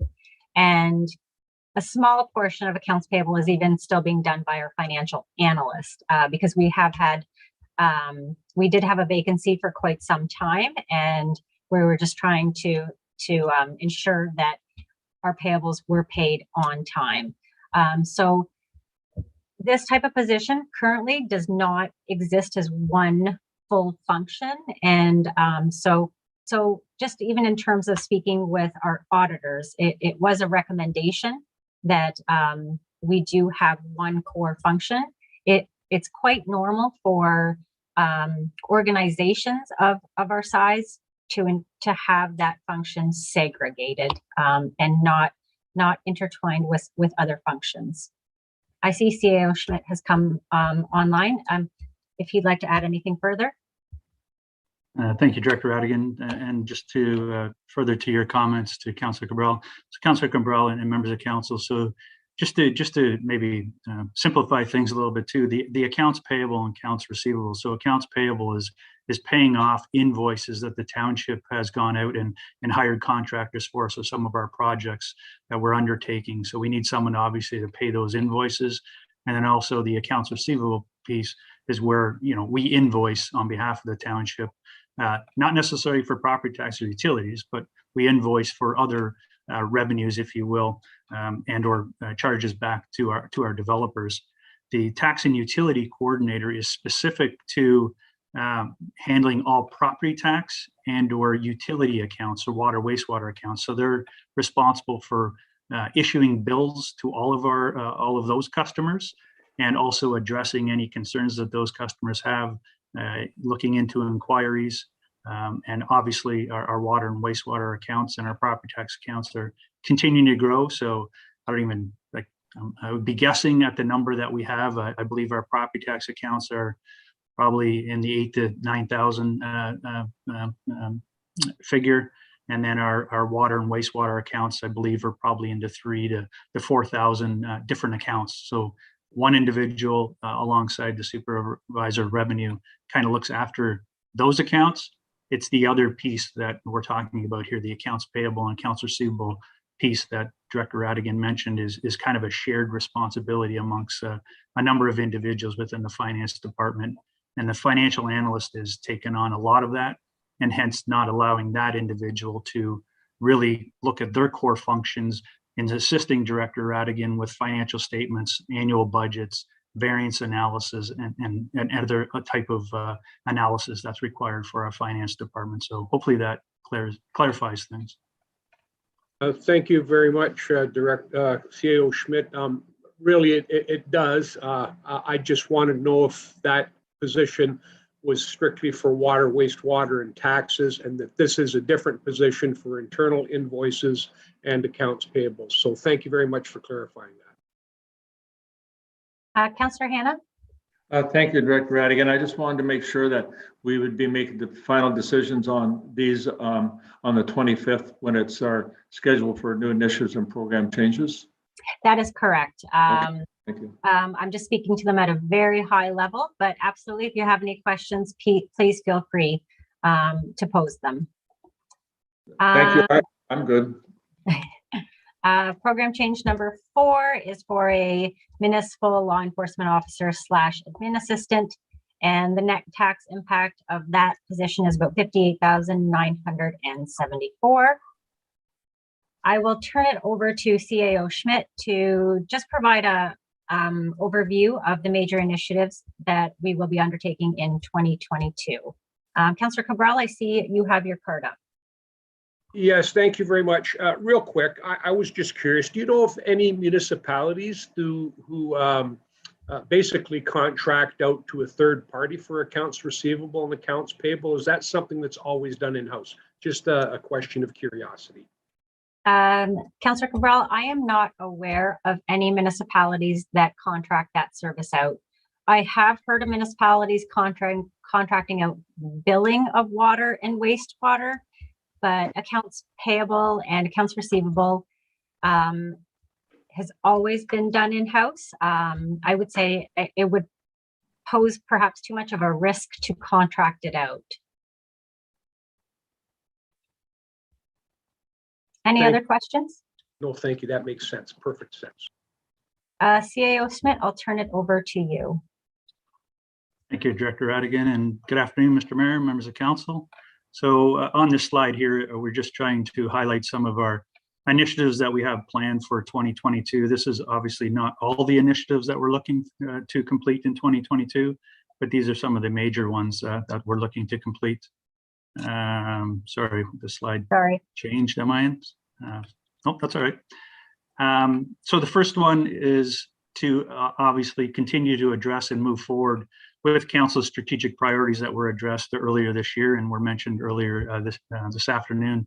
So again, we want to make sure that we continue to work with members of council to ensure that those priorities that you've identified for completion in this by the end of this term of council are moved forward and progressed and completed to the extent possible. So that's first major initiative, and of course some of these other ones fall into that. So the completion or the finalization of service delivery review, which includes the IT master plan, and again any potential recommendations coming out of those, we will be looking to work with council on trying to move forward with those recommendations, so whatever they may be.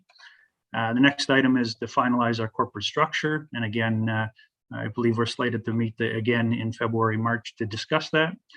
Next item is obviously to negotiate and ratify our first collective bargaining agreement with CUPE. So we're just in the early stages of doing so, and we have some tentative dates scheduled for the early part, well, I would say January, February, March of next year, and will likely could lead into April or May of next year. So next item is regarding implementation of a new HRIS system for our people and talent. And that's really to assist with our recruitment and onboarding and tracking and management of our staff. I believe this item has come forward to council already, seeking, we got some funding, third-party funding for this project, and staff are just in the process of drafting an RFP to get this project underway. But a lot of manual processes currently in our recruitment cycle, and we need to make some efficiencies in that area. Next is the continuing to develop the community-based or develop a community-based strategic plan. So again, this has come forward to council prior, and again, staff are just in the process of finalizing the RFP and hope to have that out shortly, with the intent of engaging the public in 2022. Next is the continuing phase 2 development of the community hub. So we have issued an RFP for that master plan, and it does close, I believe, early December. And hence, we're hoping to be in front of council in the new year to award that to a consultant, and again, proceed with that project. Next, our clerk's department, along with a few others, I guess, so that will be helping out. We'll be busy next year with the municipal election, which is scheduled to take place in October of next year, as I'm sure you're aware. And also, obviously, they'll be busy implementing their alternative voting methods that council has approved. So lots of work to be done there. Finance staff will be looking to streamline their financial software and just also creating a financial policy framework. And lastly, I'll just sum up here with the last item, major initiative is enhancing our corporate training program as well. It is something that we have been trying to work on, and we are trying to partner with the county and others, and we're trying to continue to develop and enhance our internal training programs for staff. So happy to answer any questions that members of council may have at this time.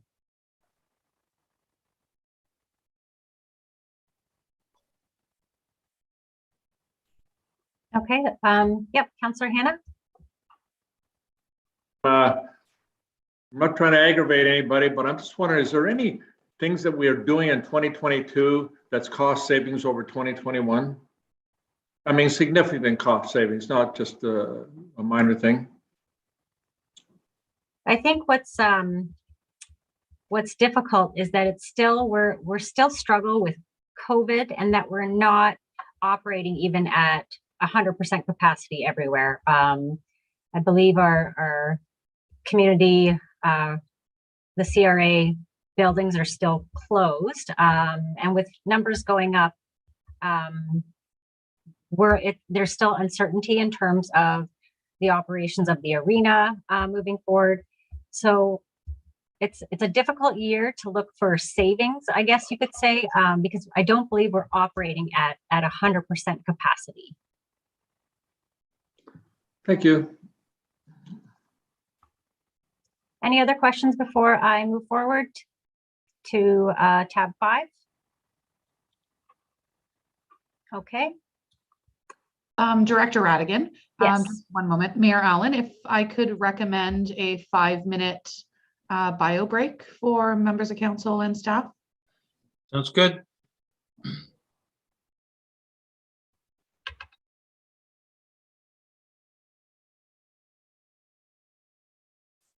Bio break back at 3:35.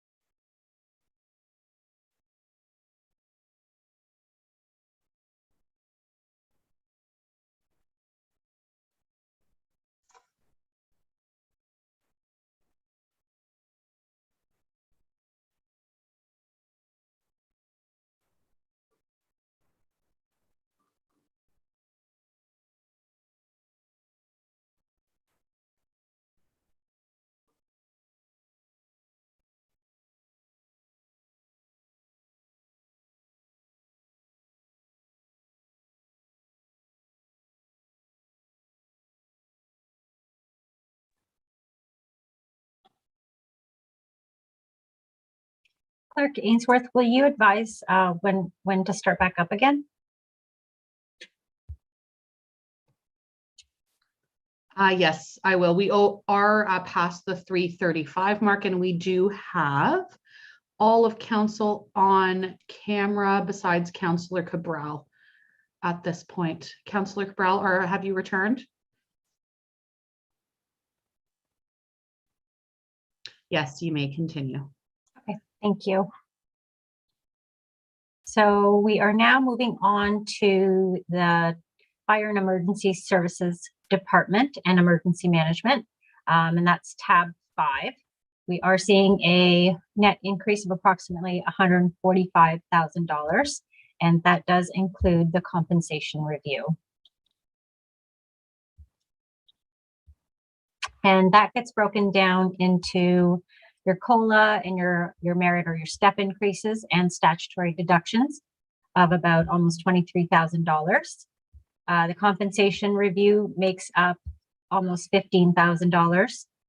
The fire department is also seeing a reduction in fire call revenues, specifically related to county and MTO calls, and that's a reduction of about $25,000 in revenue. There's also an increase in insurance premiums, which I had noted earlier, and you'll see that across the board. That's an increase of about $10,811. There's also a transfer to capital for the purchase of an SUV. I believe that was deferred in the 2021 budget and hence is coming back into the 2022 budget, and it was tax levy funded. So that's about $65,000. And the department is also seeing general operations, technology, and minor capital increase of about $6,500. The Fire and Emergency Services Department does not have any program change requests for 2022. So I'll turn it over to our fire chief to go over his major goals and initiatives for 2022. Thanks, Jess. And through you, Mayor Allen, to the rest of council. It's my pleasure to be before council today to discuss the Fire and Emergency Services initiatives for 2022. We'll start with the design build process for the station, a new fire station. I'm pleased to inform you that the RFP for the architectural and engineering services has now closed. We will be meeting December 1st. The project team will be meeting, and we will hopefully be coming to council at the December regular meeting of council to make a recommendation for an award. We've also looked at, through engagement with staff, we've also looked at reforming our mission and vision statement for Springwater Fire and Emergency Services. That'll give us a vision in 22 and beyond as to where the fire department is going. Renovations to Station 5 is a carryover from, I believe it was 2020. So we did discuss those carryovers in capital budgets. Like I say, there was a $75,000 carryover, and we're in the process of the design phase with the architect to do renovations to Station 5. The Station 5 renovations, the big majority of that renovation will be accessible washrooms, flooring, and a dedicated protective equipment room that will meet the requirements of the Provincial Cancer Prevention Program. As with any other fire departments, or most fire departments within the province of Ontario, we continue to struggle with recruitment and retention. We have had initial meetings with staff to come up with some ideas. I've also had initial meetings with people and talent to discuss some initiatives to better our ability to retain and recruit firefighters. On the mental health and awareness front, our most precious resource is our firefighters, and we've invested in mental health training for staff. In 2021, we sent 4 firefighters to a program called Resilient Minds that is put on by the Canadian Mental Health Association. In turn, those 4 individuals will be, in the first quarter of 2022, will be teaching our staff on the Resilient Minds program. And just to bring you up to speed on what Resilient Minds is, it's dedicated to building resilient fire service teams and services to educate, empower, and equip firefighters with the skills and resources to grow and maintain psychological wellness. Resilient Mind believes in inspiring firefighters to recognize and respond to psychological injuries and trauma in the workplace, promoting a shift to a supportive mental health culture. And as an offshoot to that, we've invested money into a peer support team that sees a 10-member team of all ranks to support not only the firefighters, but firefighters' families that may be struggling with occupational injuries and also mental health challenges. And the goal of that team is to provide supportive services and guidance to get them the assistance they may require. Lastly, we look at succession planning within the fire department. One of the biggest strains that we're seeing currently with the growth is in our fire prevention division. Our administrative assistant was approached in 2021 by myself and the deputy to see what interest there was for her pursuing her certification for public educator and fire prevention inspector. I'm glad to let council know that Karen has completed all but one course towards her certification. And I will be coming forward in later years to request she be hopefully be put into a position of a second fire prevention officer. With that said, I'm also looking at that succession planning link as we will, in about a little over 3 years' time, our division chief of prevention will be hanging up his hat and retiring. So with that, that is my report. I would be happy to answer any questions from council. Thank you.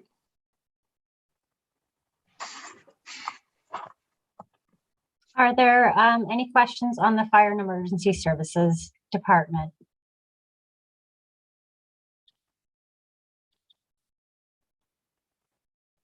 Okay, not seeing any. I will move on to our building department. There has been a slight change. And I hope council is comfortable with this. We will be switching the planning department and doing the building department in a different order. Is council comfortable with doing that?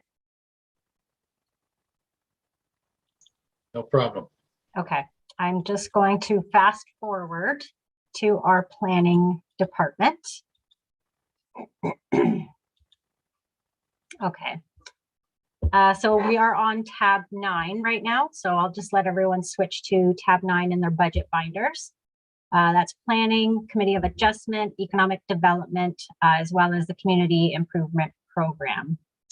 The planning department does see a minor increase of about $26,123. And that's mainly made up of $18,038 for COLA and step increases and statutory deductions. The compensation review makes up another $18,275. We're also seeing a decrease in economic development initiatives and promotional event expenses. There's also a net increase in planning revenues of about $11,000.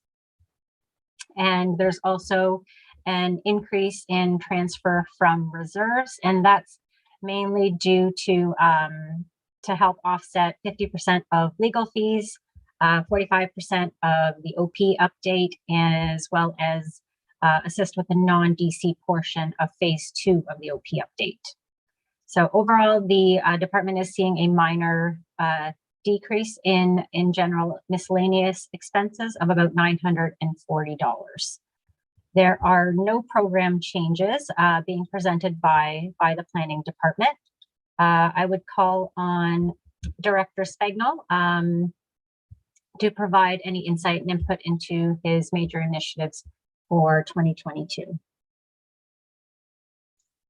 Thank you, Director Radigan, and thank you to Council and Chief Building Official Van Verstraeten for rearranging the agenda for me. It appears that things are somewhat normal as we have hockey pictures later on tonight that I need to attend to. So I appreciate your indulgence. Some major initiatives that the Planning Department will be undertaking over 2022 include the final drafting of the new official plan. That is to occur hopefully in the first quarter of 2022, and will involve some feedback and some stakeholder consultation, along with further discussions with Council. In addition to that, there will also be the secondary suite review. Council will recall that staff were directed to take a look at providing for additional provision for additional residential units, to contemplate larger units to hopefully provide for more opportunity in some of the urban areas. The other task that is going to be a key initiative is related to the County Municipal Comprehensive Review. There was a report recently tabled at Council which went over some complex considerations that will have to be looked at very closely from planning's perspective to ensure that the township's interests are best represented and protected moving through that comprehensive review. In addition to that, Official Plan 38, or better yet known as the Midhurst Secondary Plan, still has some remnant appeals that need to be finalized, mostly by way of mediation through the Ontario Land Tribunal. Now, this does reference the Lenguel appeal that has been dealt with, and so has Windstar Glen Echo Drive. However, Carson Trail, Mallory, and there are other subdivision appeals that are still pending resolution before the tribunal.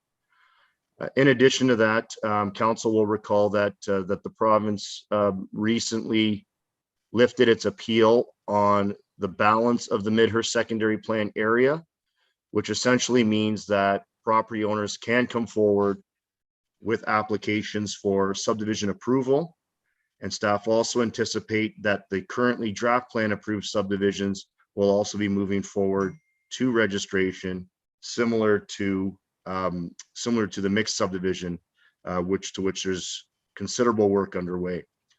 Those represent the key departmental initiatives. The one thing I will note is that from an economic development perspective, there's a few programs that traditionally have that staff have been involved in. Staff will continue to monitor those and hopefully provide assistance, depending on how things pan out with respect to the COVID-19 pandemic. That concludes my presentation. Thank you, Council. Councillor Hanna, you have a question? Yes, thank you. Just a quick one for you to Director of Planning. Director Spagnol, in the current budget and the previous years, we have a lot of money, obviously, for legal fees, $50,000. My question is, sometimes when you do stuff, we get to bill back the legal fees to the developer, the applicant, or so on. How does that work? Does that money come back through your department, or does it go to reserve somewhere, or do they pay the legal counsel that was involved directly? Thank you for the question, Councillor Hanna. The legal fees, essentially the money allotted for legals is a set fee or a set amount for every year. When there are minutes of settlement that are involved with certain appeals before the Land Tribunal, there are instances where those legal fees can be recouped by the developer. It's usually up until we get to a point of a settlement of that sort that happens. But a lot of the legal fees that are incurred prior to that are absorbed by the municipality. Thank you. I just didn't know how that money works, because if it's absorbed by the municipality and we can recoup it and get it back, does that in fact happen? If it does so, where's that money go to? It does partially, Councillor Hanna. And it essentially goes back to paying for the legal fees that we had incurred for those services at the time. Okay, thank you. Mayor Allen, you have a question? Thank you, Director Radigan. Director Spagnell, your department's constrained by maternity and paternity leaves. So it's you and Brianna primarily reviewing planning applications and approving them. When do we expect the other planners to be returning from those leaves? And is there anything budgeted in to help you in the interim? Thank you, Mayor Allen. So we expect to have one of our planners back in February of 2022. The one leave that you're speaking of isn't anticipated to end until for another, I believe it's 17 months or so. Planning staff have gone through the recruitment process to look at a junior planning position to essentially allow for more upfront counter work to take in inquiries, to also look at more building reviews and dealing with those volumes that are coming in through the high building permit volumes, and also to assist with committee of adjustment. I will add that that the department did add some very competent staff in the form of the planning technician and our planning assistant, who were very happy with their capabilities and their capacity to do the work. So we are hoping to be hopefully up to being in the full capacity in early 2022. As far as any funds allocated to deal with volumes and the planning work, the department has undertaken and has been utilizing the services of WSP for some larger files. Most recently, the cannabis report that council considered, they conducted a review on that just to assist with some of the work that we can't get to at this point in time. Thank you. Any further questions to Director Spagnell or even to myself? Okay, I think what I will do now is go back to building. And then we can go on from there. So building, which is tab 6 of your budget binders. So building services are user-pay services, which are fully funded by user fees, and therefore there is no direct impact on property taxes. The 2022 budget proposes to draw $64,000 from the building reserve to ensure that the program is fully funded. And at the end of 2021, it is estimated that their reserve will be at $700,000. However, most likely it will be higher than that as a result of increased revenue that they are seeing this year. The Building Services Department has requested one program change, and that is for a junior plans examiner, intern inspector, and that would also be fully funded by user fees. I will now ask our chief building official to present his major initiatives and our goals and strategies for the 2022 year. Mr. Mayor, members of council, as you know, we got City View this year, so we're trying to work our way through optimizing all the aspects of City View, which also has a mobile inspection part of it as well. Next year, our septic reinspection program is due in Orr Lake. If at all possible, I would like to run it in-house, and then I can utilize inspectors that are in the area and stop the amount of time between us and a consultant. I find it uses as much time to go back and forth between agencies as it does to just do it in-house. We also are transitioning the Ontario Building Code towards the National Building Code, which there's significant code changes that come into effect in January. And as you know, we've got a huge increase in permit volume. We've seen it this year, and judging by sales for next year, it's going to be another banner year. And we're going to try to continue to enhance our Einland services, which is part of City View as well. We plan on replacing a couple of vehicles this year if we can, and bringing on a junior plans examiner to try to get the small projects moving and maybe even help out a little bit with planning review if time permits. Any questions?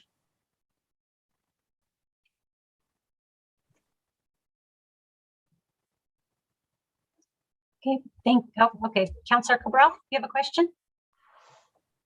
Yes, I do. Thank you very much, Director Radigan, and through to Chief Building Officer Verstraeten.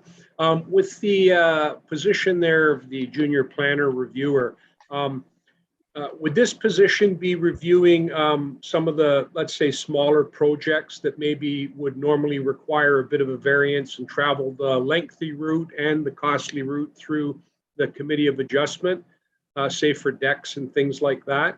Would they be in a position to approve those, and would there be a reduced fee moving forward if that position were put in place? So this position would be to review small projects like small decks, sheds, swimming pools, that type of thing. And the main purpose would be just to expedite the process.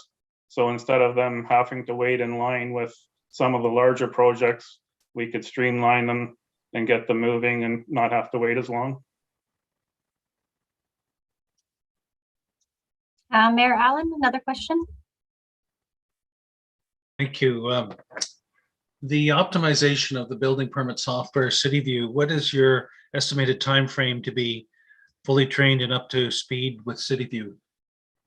Well, I hope to be up to speed for next year. As learning that also takes time, which we've had a hard time devoting learning the software and all it can do while issuing record numbers of permits and doing reviews. So I'm hoping that through the winter months, we can try to utilize some more of the software components. Thank you. Councillor Ritchie? Thank you.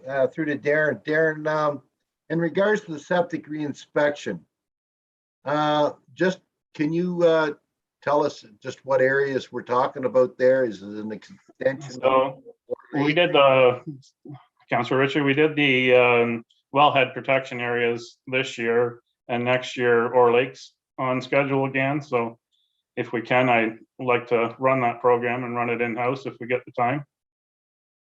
Go ahead. Go ahead, Councillor Ritchie. I just want to compliment this process of the septic reinspection.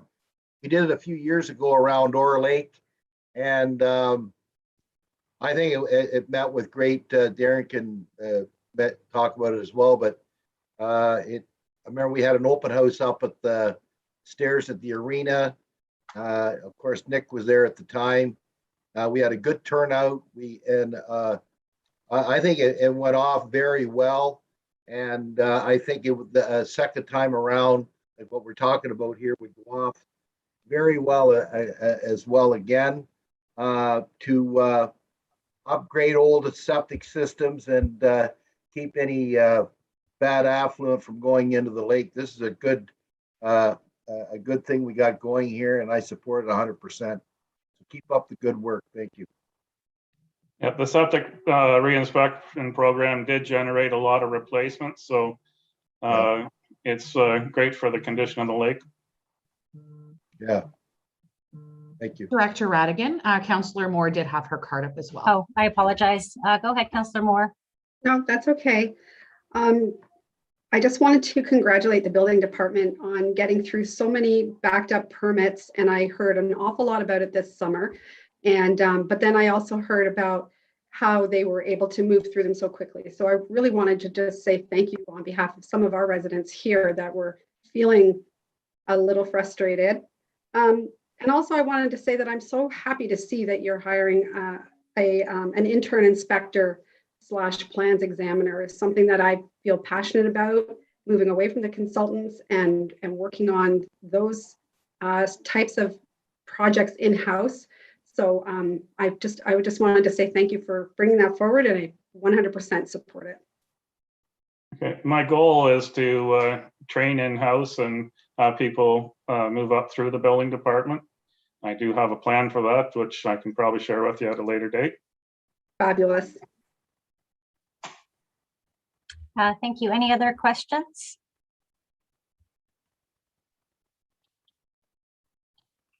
Okay, I will move on to the Infrastructure and Operations Department, tab 7, which is specific to the Roads and Fleet Division.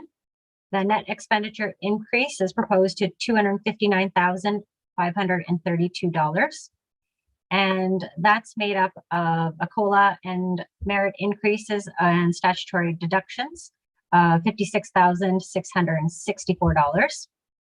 In addition to that, there is a reallocation of 3 FTE, so 3 staff, 3 outdoor maintenance workers, which were previously allocated 7 months to the Parks, Recreation, and Facilities area and 5 months to Public Works, which are now going to be 100% charged to the Roads and Fleet Division. So there is an offsetting decrease in the Recreation, Parks, and Facilities area, which we will discuss once we get to that tab. The compensation review, there's an increase of approximately $14,899. In addition, we did discuss debt, and these are the carrying costs. So principal and interest of approximately $124,000. There's an increase in contractual services of $24,496. That includes insurance of about $13,496 and legislative bridge and culvert maintenance of about $10,000 and advertising for sale of equipment or vehicles for about $1,000. $29,753 increase pertains to equipment rentals, which are under the fuel and vehicle expenses required for general and sidewalk maintenance. There's also an increase in general operations for shop materials and supplies, including the cleaning costs as well. There's a minor increase in utilities of approximately $5,000. There's an overall decrease in what is needed from the tax levy to fund capital projects by about $97,000. And there is an increase in revenues, which pertains to an increase in OMPF funding, so the Ontario Municipal Partnership Fund of about almost $14,000. And there are carry forward contributions from the Swaley Drain project of about $17,405, as well as an additional $13,066 that reflects the recovery of funds from the developer for the development engineering coordinator position, which is associated with the Midhurst secondary plan. The Infrastructure and Operations, Roads and Fleet Division is requesting 6 program changes. That includes roads audits of $10,000, annual roads crack sealing program of $38,000, annual stormwater pond brushing program of about $40,000. Program change number 9 is requesting a part-time infrastructure and operations administrative clerk. There is no tax levy impact, as this will be funded 100% through the salary savings that were noted earlier this year by CAO Schmidt. The program change number 10 for a senior project engineer that is 100% funded from water and wastewater operations, as well as development charges. There is no impact on the tax levy. It is common practice if you do have individuals working directly with your capital projects or with growth projects or with your water and wastewater operations to fund them directly from those funding sources and not impact your tax levy. Program change number 11 which is for a development engineer technologist of $87,631, is primarily funded through development charges as well as developer funded. There is a 25% tax impact, which equates to $21,908. I will now ask General Manager Ramdeo to provide additional comments in terms of their major initiatives for 2022 for the Roads and Fleet Division. Thank you, Director Director Radigan, Radigan. Councillor Cabral has his card up. Oh, I apologize. Go ahead, Councillor Cabral. Thank you, and it's no need to apologize. I know there's small pictures and you can't see them all on the right-hand side. So could you go back just to the previous one, please? Just with respect to the part-time infrastructure and operations clerk, funded 100% by salary savings, that would just be for the first year? Would that then be, okay, so just for the first year, I just wanted clarification on that. And I just also wanted to comment when it comes to water, wastewater operations, the developmental charges. I know there's no tax impact, but as I've pointed out before, it's still a fee that taxpayers are obliged to pay, much like taxes. So it's not like they can opt in or opt out. So I just kind of want to keep everyone aware of the fact that when we do increase those fees, people do have to pay them, and they don't really have a choice. I'm not saying that I'm in support or not in support of that particular program change, but I just do like to keep that in mind, that it's for a service that the township provides that people do still have to, or taxpayers still do have to pay for. Thank you. You're absolutely correct, Councillor Cabral. Thank you. And yep, go ahead. Good day, Mayor Allen, Deputy Mayor Coughlin, members of council. This afternoon, I will speak to both tab 7, and what I'm going to talk about now also pertains to tab 8, but we'll deal with the questions after Director Radigan presents that one as well. The second half of 2021 was really a period of stabilization for the Infrastructure and Operations Services Division. IOS staff put in hundreds of additional hours of work to address the underlying problems that we had. Our focus was to get ahead of the issues and to minimize crises. I'm happy to report that we're starting to see the results of that effort. However, the relative stability is unstable unless we make permanent the necessary changes. So 2021 will be a year to concretize that stability. We'll do so by filling the personnel gaps, gaining clarity on the future needs, and planning how to get from today to that future state. We will fill the personnel gaps by hiring the staffing in the budget ask. We will clarify the future needs through the various master plans, and we will plan out how to get to that future state through asset management, capital, and department strategic plans, respectively. Our 2022 initiatives include ways to become more efficient by reducing paperwork at the frontline level, getting ahead of maintenance work, reducing work redundancy, and working with our partners to improve service level. This IOS budget was built on these ideas. So before I go into the details, I wish to share a story of a recent critical project.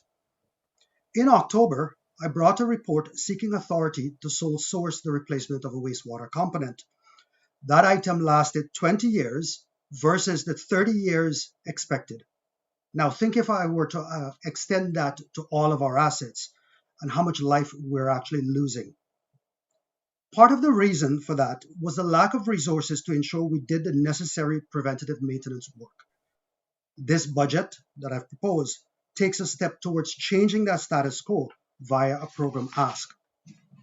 Mayor Allen, the IOS budget takes a slightly different approach than in previous years. Our focus now is to address as many issues as possible before they become crises. Our operating, minor capital budget, and program changes do reflect this thinking. Also, you will see budget requests for numerous master plans, condition assessments, Some, like the bridge and culvert assessments, are legislated requirements. Other initiatives, like the master plans, will provide us with a longer range conceptual plan for growth and development. Plus, they will inform what needs to go into the development charges so that we don't necessarily have that funding gap, or at least not as large a funding gap. These plans will give us the necessary clarity to plan for and position ourselves for the future. With this budget, we will continue to provide staff with the equipment and support necessary to deliver quality services to our residents. Mayor Allen, Deputy Mayor Coughlin, members of council, I ask for your support on this budget, support to provide the exceptional services to our residents now and into the future. At this point, Director Radigan and I will be happy to answer any questions that you might have. Councillor Moore. Thank you very much, General Manager Ramdeo. That was a good presentation. When you're referring to the water and wastewater master plan, are you inferring that we should be hiring a consultant to create those master plans? Because we've recently received that type of information. I'm just curious as to what you're referring to there. Councillor Moore, I am referring to a master servicing plan which will look out to 2031, look out to 2041, 2051, and tell us what we would need in terms of resources, in terms of assets, and what's the best, most efficient way to service that future population need.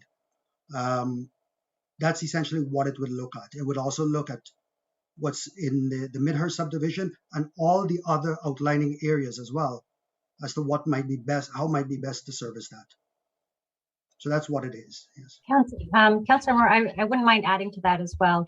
We have completed a water and wastewater rate study, which was completed in 2020. And I also believe at the end of 2020, we completed a water and wastewater financial plan.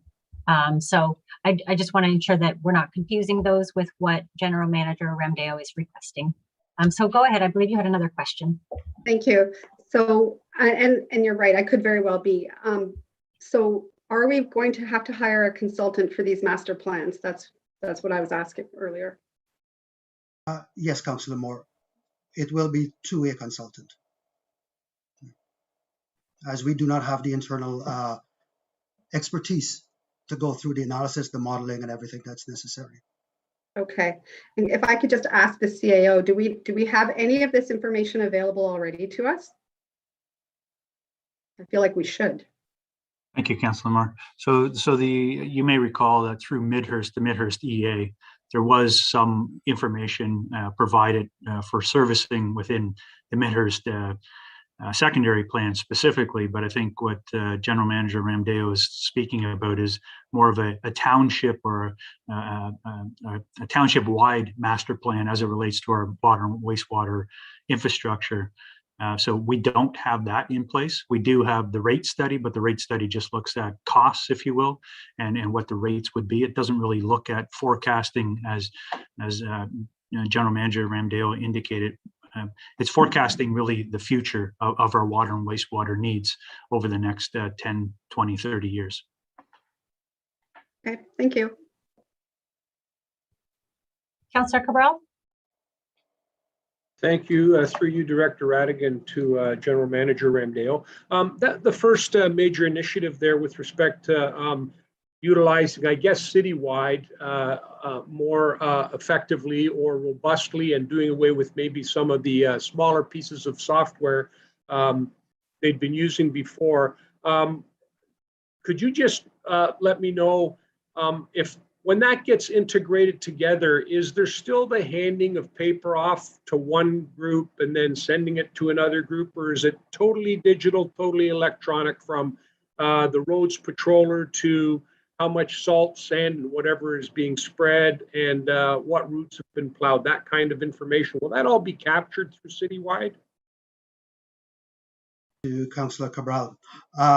Yes, our plan for citywide is to make it as user-friendly and as, I should say, touchless as possible, right from the frontline staff right through. So all of that information is captured, and there is no, what should I say, duplication or additional effort created because of the use of Citywide.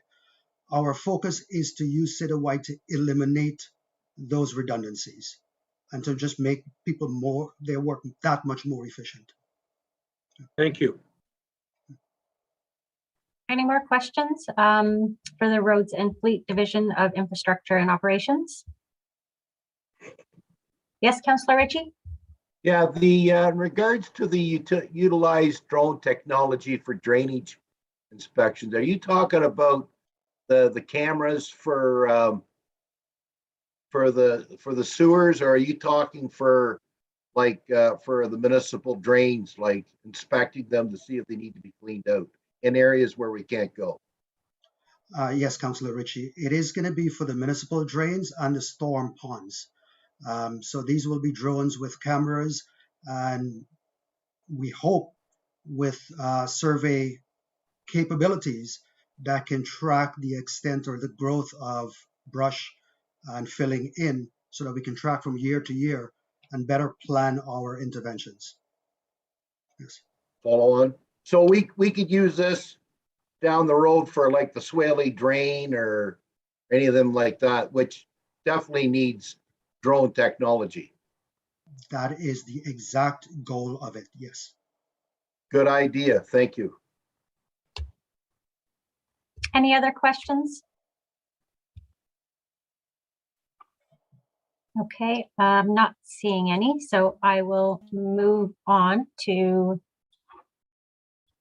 tab 8, which is the Recreation, Parks and Facilities Division of Infrastructure and Operations. And we are proposing a $141,330 net expenditure increase.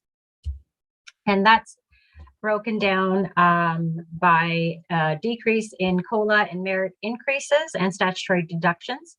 You'll note that there was an increase in the Roads and Fleet Division due to the 3 outside maintenance workers. Now, this increase is being masked by an increase that was not put in place last year through the budget, which is for COVID-19 staffing, for salaries and benefits for contract COVID staff. So that was not included in the 2021 budget, and that's about a $91,000 impact. And so that is masking the actual decrease that you're seeing here. Otherwise, it would be close to offsetting the actual increase that you're seeing on the other side in Roads and Fleet. And those staff are being funded directly through the COVID relief funding. So there is no impact on the municipality, as we will be utilizing funds that was provided by the province. There is also an increase in COVID-19 funding, which right now we have set that aside, and it is sitting in our reserve as we're legislated to do so. So we are transferring additional funds, and that's to help offset the ongoing pressures that we're seeing at the arena. Last year, council had approved $176,000 from COVID funding to help offset this area. And this year, we're requesting additional funds to assist with the operators, cleaners, and greeters at the arena, and also potentially 4 months of COVID relief funding in case we do have to shut down our facilities again in the new year, as the pandemic does remain uncertain. So it is just more of a safety net that we have there as well. There is also a request for increase in training and the development of staff for $7,100, and that's being requested by the department due to additional training requirements for health and safety and various different types of equipment, which I believe they do require or are mandated to be trained on. There is an increase in contracts and insurance premiums, which is made up of $10,000 increase in insurance. And there's actually a reduction of about 30,000 in consulting fees, which is being transferred to the Trails Master Plan into the capital account. And there's an increase in the Ellenville District High School contract of about $8,667. Those three combined make up the increase in contracts and insurance premiums. General operations and repairs and maintenance is made up of an additional $12,000 for additional repairs and maintenance that's required at the Ellenville Arena due to aging equipment or infrastructure, as well as $3,250 for general operations and supplies and fuel and vehicle expenses, for a total of the $15,250 that you're seeing before you. There's also an increase in general miscellaneous expenses of $1,500. There's an increase in transfers to reserves, which is made up of $117,614. And that's due to salary savings, which we are seeing as a result of no longer having a director in place, and other salary savings that were noted through our CAO previously reported, I believe, back in October or November. These savings are being transferred to reserves to help offset part-time admin clerk as well as the facility supervisor. So this is directly related to no longer having a director of Parks, Recreation, and Facilities. And in addition, we're seeing an increase to the capital requirement that we need to fund through the tax levy, and that you can find in the projects in the 10-year capital plan, and that's an increase of about $111,000, $111,750. The infrastructure and operations Recreation, Parks, and Facilities Department is requesting a full-time equivalent for a facility supervisor, so salaries and benefits of $87,122. This would be funded directly from the salary savings that I had just noted. The other remaining amount was included in previous tab 7. I will now turn it over to, yes. Yes, Councillor Chapman does have a question. Yes, go ahead, Councillor Ma Chapman. Thank you, Director. I'm just wondering how the union plays a part in the budget. Is there any changes to the bottom line there? Nope, that's a great question. The union contract negotiations are actually included within the clerk's budget. However, it is being funded 100% through reserves, and there is no impact on the bottom line. And that budget is $30,000.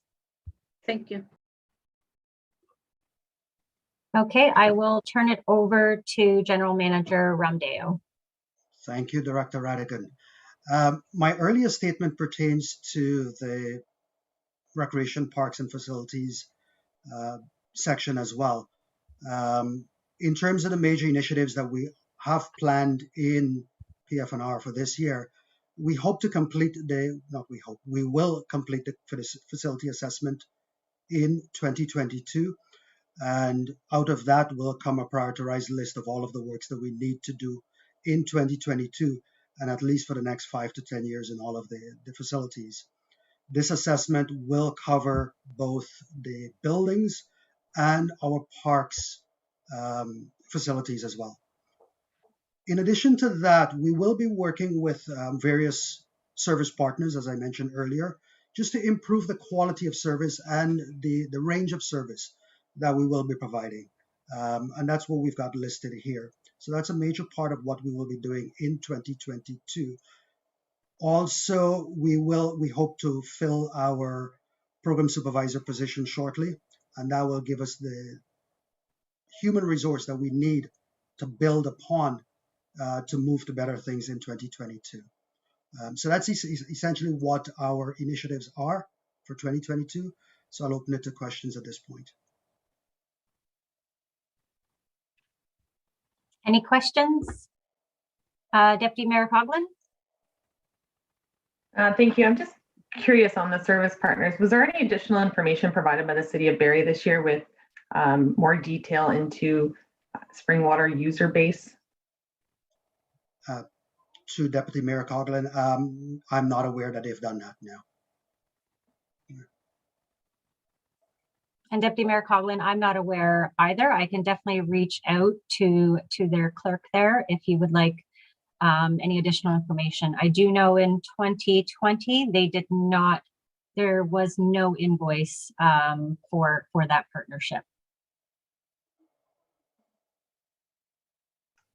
Okay, so further to that then in 20, so are we anticipating an invoice this year, or is there going to be changes to the program? Have we had any residents complain? Like I'm assuming everything's kind of shut down, so there's no way to know how many people are using it. And if we were to seek the information, they may come back and suggest to us that it wouldn't be relevant due to COVID. So I guess it's just prolonged frustration in that there continues to be an increase with this agreement for the service partnership, and yet still no additional information onto how many of our spring water residents are utilizing that. So as we, through this initiatives here, continue to increase our own programs, I'm just curious how relevant the partnership with Barrie will be in the future. CEO Schmidt, I saw you had your hand up. Thank you, Director Radigan. So Deputy Mayor Coughlin, to your comments, staff, both Director Radigan and Jim Ramdale were not party to some of this discussion. So back in early 2020, I did reach out to the city of Barrie, and unfortunately, shortly right after that, COVID hit. And so there really hasn't been much progress made on the information that you're talking about, and really the details of the number of residents that, from Springwater specifically, that are utilizing those services. It is something that is on our agenda, if you will, to undertake with the city of Barrie.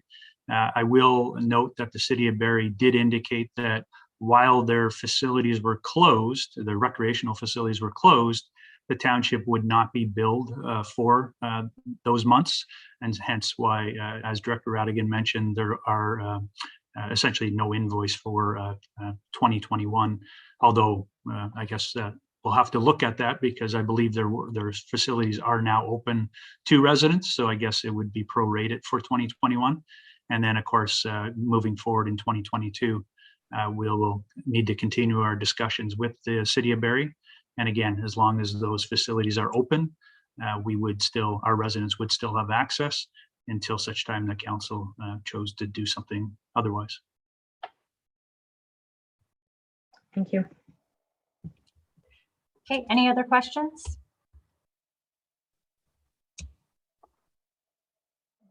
Okay, I'm not seeing any, so I will move on to planning.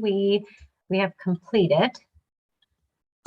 So this slide just kind of moves on to the next tabs within your budget binder. So tabs 10 and 11, which do speak directly to our service partners, the library, NVCA, SSEA, and the BIA were present on Monday and did provide detailed background in terms of what their requests are for the next 2022 budget year. Overall, there is an increase in the policing costs of about $40,093. So note, this is the second year that the police services we're no longer charging a fixed rate for that cost, just based on discussions through MTE. We actually are not, I don't believe we were following the Municipal Act appropriately, and so we were advised that it should be charged through our regular general levy, our regular tax levy. So this increase of $40,000 is made up of a combination of things. There was a decrease in a transfer from reserves. Has last year, Council approved $170,000 to come from reserves to help offset the 2021 budget. We can only pull $18,947 from that reserve, as it will be fully depleted when we do so. There are also additional transfers from reserves in the amount of approximately $25,000, and those are coming from the COVID Safe Restart funding, and that's directly related to help offset the decrease or the remaining still backlog in the POA revenue, so the Provincial Offences Act revenue. However, I believe we did see a slight increase in the revenue. We have reached out to the City of Barrie, and we are projecting an increase of about $31,000 to our POA revenue, but it's still nowhere near where it was prior to COVID as a result of their backlog. Overall, the policing contract itself did go down by about almost just a little under $52,000. However, there are the other aspects that I just spoke of that are resulting in the overall increase.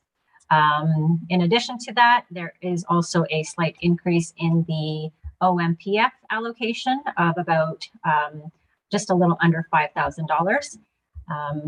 And that's overall, that's how we end up with a $40,000 increase in policing. Any questions on the policing?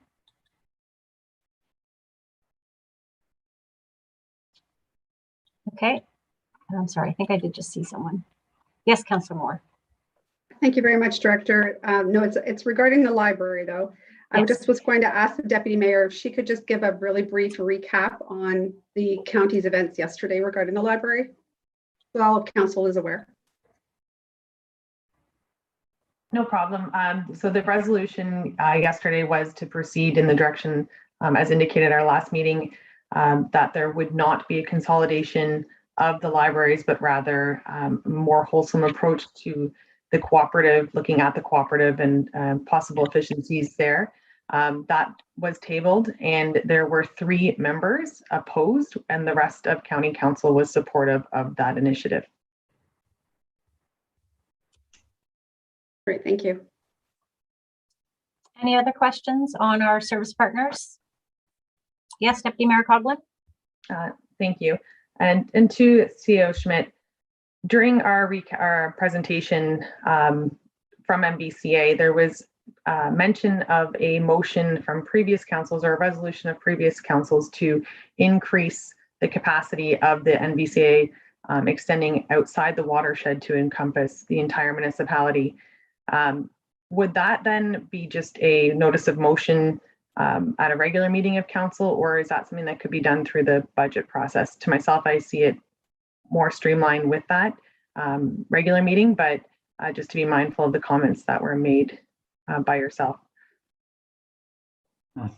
Thank you, Deputy Mayor Coughlin. So as you may recall, we are working with our legal counsel to discuss the MOU between the SSCA and the MVCA.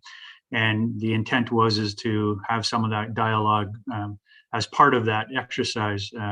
Now, with the regulations that have recently come out from the province regarding conservation authorities, we've kind of hit a little bit of a pause button to kind of ensure that we understand wholeheartedly what the CAs are going to be responsible for. And so I believe CAO Hebner mentioned that on Monday night that they will be providing their transition plan come early December that we can take a look at to try to understand what he called Schedule 1, 2, and 3, which I will call Category 1, 2, and 3, that corresponds to the regulations. So Category 1 being those mandatory programs and services, and then Category 2 and 3 are kind of more council, I would say, has a little bit more opportunity to determine whether or not they want to pursue some of those Category 2 and 3 programs and services. So that'll be coming forward in 2022 and will be discussed through 2022 and 2023. Your comment specifically, or my comment, I guess, more directly on Monday night regarding the prior decision. So back in early 2000, Township Council, there was a motion put forward to essentially provide authorization to the NVCA to look after not just their watershed within the Township of Springwater. So it represents about, the MVCA represents about, I think the number was around 79%, give or take. So let's call it 80% for conversation's sake. So the other 20% essentially is represented by the SSEA. That decision back in 2000, my understanding is that the SSEA is not an authorized CA. And so council at the time made the decision that that additional 20% would fall under the jurisdiction or the authority of the MVCA. In order to change that, if you want to consider that, I think that would be a conversation that would need to happen with legal counsel to understand what the process would be to move forward, should council want to consider doing so. And so to answer your question, I guess, is a motion, I think, would probably be the most appropriate if council wanted to really move forward on this right away. As I mentioned, it is something that we have discussed with legal counsel, and once we get a better understanding of where the CAs are, hopefully in the early part of, I would say, the first quarter of 2022, we'll hopefully be back with our legal counsel to have a discussion with council. That could be discussed at that time as well. I appreciate that. Thank you. My concern would be that when there is a division of the core or the mandated services, the levy will still be out of the, essentially we will have opportunities with bucket number 2 and 3 as they were calling it.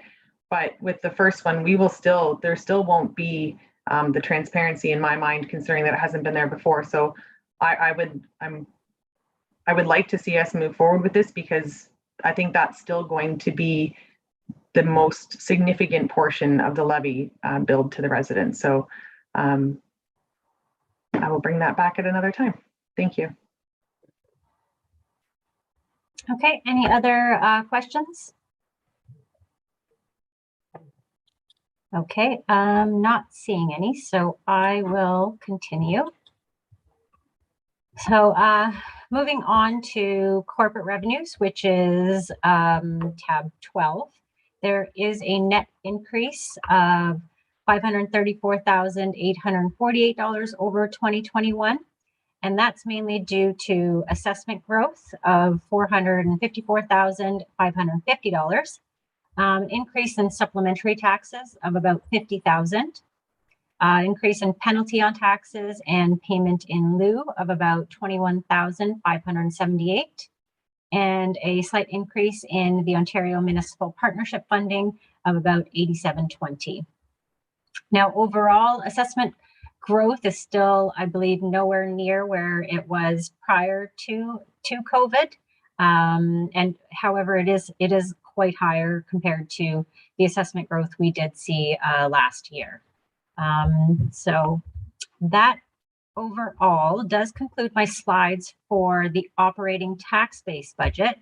And next we will be moving into the water and wastewater rate-based budgets.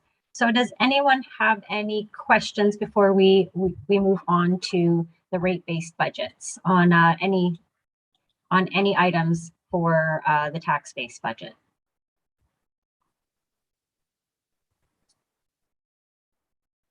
Okay, not seeing any, so I will move on.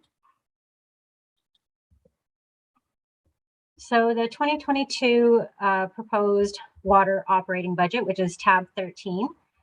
So water rates are based on a full cost recovery plan as per the Township of Springwater's water and wastewater service rate studies, which was prepared by Watson and Associates and adopted by Council in late 2020. Rates are calculated to cover annual costs, including all operating costs and capital financing needs, plus an additional annual provision for the eventual repair and replacement of our water infrastructure. The 2022 water rate supported budget was created using a 2% increase for 2022 as approved by Council. Overall, the 2022 budget consists of an increase in user fees and charges, and that's based on rate as well as consumption. And there's an increase of about almost $109,000 of revenue there. There is an increase in salary and benefits, and that's largely due to COLA and statutory deductions of about $4,727. So you'll note we don't allocate much salary to the water rate-based budget, but it is a portion of our general manager's budget, and I'm not sure if there are any other portions being allocated there.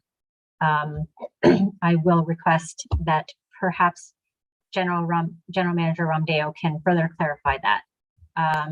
There is a slight increase in the compensation review as well as a result. So that's about $2,790.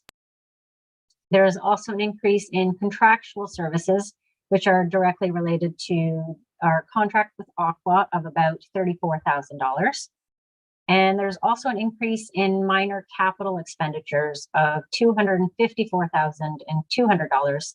And that's largely due to, I believe, the large backlog of projects, which Manager Romdeo can further speak to. Overall, resulting in a reduction to the transfer to capital by approximately $184,000 compared to 2021. The Water Reserve Fund is projected to steadily increase over the next few years. This will assist in the future replacement of the township's water-related infrastructure, as well as the operational ongoing costs. I will ask General Manager Romdeo to provide any further insight into goals and objectives for the water budget for 2022 before we move on to any questions. Thank you, Director Radigan. Our goals and objectives for 2022, two things. One is the water wastewater master servicing plan, to get that moving, which will then inform us as to where we should be 10 to 15, 20, 30 years out. In addition, we will be going through our asset management plan for the water to ensure that it is robust, in that it does reflect the actual condition of the assets, and it informs what needs to be done now and in the near future. And that's essentially where we will be in 2022, basically to gather the information to start planning for the future. If there are any questions, I'll be happy to answer. Mayor Allen? Thank you, Director. Looking at the technology and minor capital, at 254,000 is 102% increase, and the wastewater as well has a 66% increase as we get to it. Those are big numbers. Why has there been the delay in having Aqua present these to us, and are we at risk, and why are we playing catch up so significantly with these numbers in 2022? Sure, Mayor Allen. Beginning first with Aqua. Aqua's contract is essentially an operating contract. Their responsibility is to ensure that the system continues to deliver water, treat the wastewater, and we not run afoul of the ministry in terms of any one of our parameters. It's operating. They are not contractually there for the capital and the minor capital side of it. They try their best, however, their focus is on the operating side. What you're seeing in terms of the minor capital, both in the water and the wastewater, is an attempt at catch-up. What we did in the last few months was to identify all of the areas that are critical that we should be looking at today, else these items can fail very soon. So before we end up in a crisis situation, we wish to get ahead. So that's why you're seeing that increase in ask for 2022. So there is a risk there for not addressing them immediately, There is a risk, yes, Mayor Allen. both in water and wastewater? That is correct, Mayor Allen, yes. Okay, thank you. Any other questions? Okay, I will move on to wastewater. So wastewater, similar to water, is rate-based, and it's based on a full cost recovery plan as per the Township of Spring Water's Water and Wastewater Service Rate Study. Also prepared by Watson and Associates and adopted by Council in 2020. The 2022 wastewater rate supported budget was created using a 5% increase for 2022 as approved by Council. Overall, the 2022 budget consists of an increase in user fees and charges, which is based on rate and consumption of about $180,925. There is an increase in salaries and benefits due to COLA and statutory deductions of about $11,737.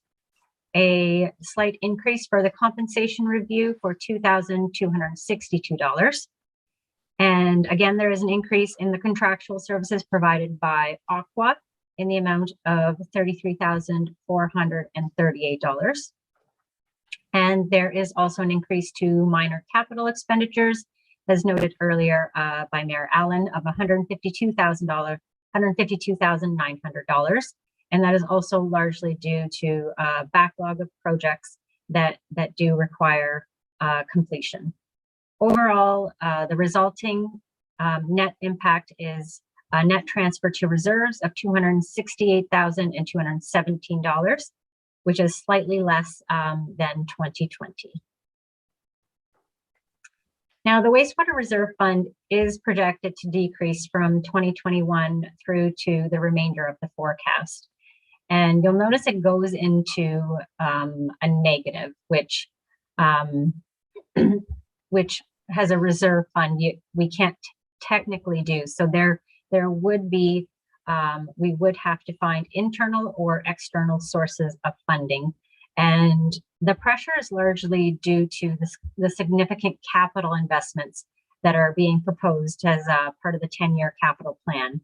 Now, staff will be reviewing the township's water and wastewater rates again in 2023 to ensure the future sustainability of both our water and wastewater operations as well as infrastructure.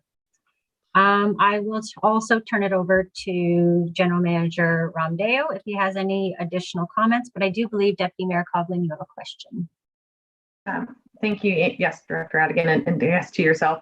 When Council is presented with the forecasted debt, are these projects, or is this project then incorporated into that? Because that could be the will of future council. So this is additional, this potential debt is not included in that.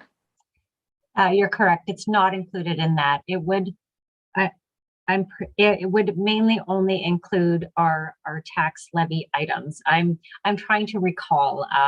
If you can give me one moment and I will double check.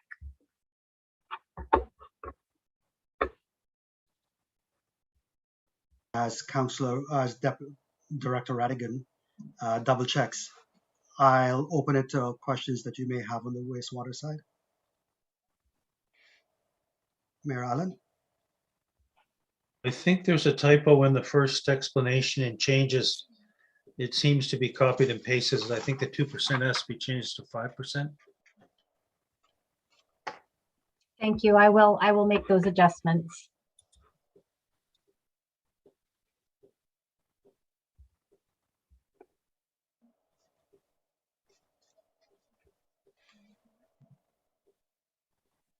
Councillor Moore? Thank you. I'm sorry, but my question is directed to Director Radigan when she has a second. Thank you. Councillor Cabral? Thank you, General Manager Ramdale. While we have a moment here, do you have any type of an update or on the lift station in Ellenville here, how it's progressing? Just a quick one, if you might. Sure, I could. It is progressing quite well. We've pretty much enclosed the building. So right now they are working within the building itself on the components in the building. So we're talking about electrical, we're talking about the utilities. Right now they are working with hydro to get the power into the facility and to energize it. And also with Enbridge to get the Enbridge gas into the facility. Looking forward a little bit, in the spring is when we look to commission it. So good. well on schedule. So I can confirm all of the forecast does include water as well as wastewater. So that would be overall forecast of debt. And then just further to that, then this year out to 2026 is 4 million. So when we were speaking earlier, and Councillor Hannah was speaking to the debt capacity that would be put onto our residents on an annual basis, this then would be separated out from that because this would be applied only to the user base. Is that correct? That's correct. So essentially the water and wastewater would need to pay for its own debt.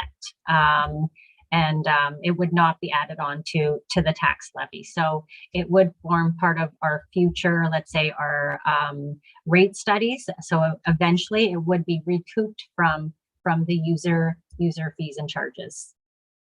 And then I guess just further to that, just looking out to that, understanding the impact that the debt would have, or the 3.3 million is going to have on, or could potentially have on our residents as a whole, I can only imagine the calculation or the strain that would be put onto our fees, the water and wastewater users. Is there a plan to alleviate that stress? Because I can't imagine, I don't know what percentage of our population is on our system. So I'm just curious how much of, I know we've approved a 5% increase, but did that include the debt financing on that? Thank you, Deputy Mayor Coughlin. I believe it would have. It was the study conducted by Watson and Associates, and they did also conduct our long-range financial plan. So they were well aware of the constraints on our wastewater infrastructure. But I would also note that we can, when we do take on debt, we try and take it on for the life of the asset, and any water or wastewater infrastructure usually would last you for a lot longer than, let's say, your regular 20, 30-year debenture. So we would be looking at a longer term debenture if possible through Infrastructure Ontario. So that would help alleviate some of the pressures that that the rate would see. Councillor Moore, I believe you also had a question. Yes, thank you, Director Radigan. When I look at the draft budget, what are the taxpayers expected to see for an increase to their wastewater bill? I'm just confused a little bit if it's 10%.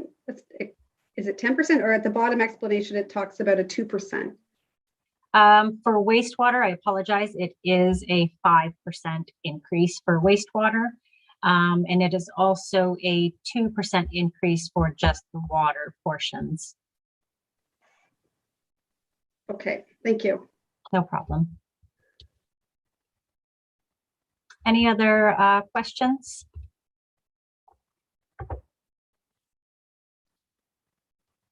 Okay.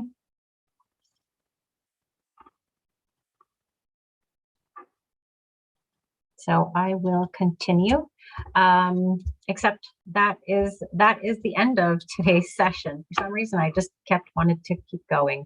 The new initiatives and program changes are scheduled to be discussed tomorrow at our special meeting of council for the budget, scheduled for 5:15 p.m. and that's directly after the CSPN service delivery review. So unless there's any further questions, I will turn it over to Mayor Allen.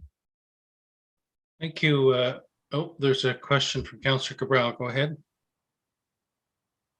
Thank you, Mayor Allen, and thank you, Director Radigan, the presentation and looking after things. Just a couple of things I wanted to ask.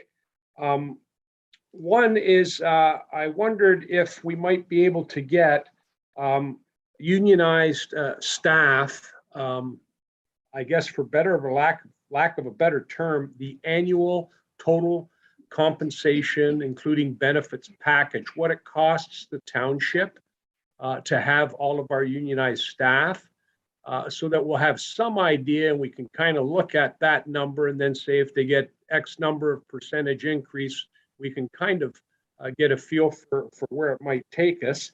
And I also wanted to ask, because at the very beginning, when Director Radigan was talking about staff's process, she used the term line by line budget examination. And I've heard that term before at council meetings and looking for that. And I'm wondering if it would be a great feat to provide members of council with a line by line budget so that we can actually look at it and see where the money's going, and also possibly see where there might be, from our perspective at least, an opportunity for potential savings. Is that something that cannot be done, or is that something that can be done? Because I'd certainly like to be able to do that.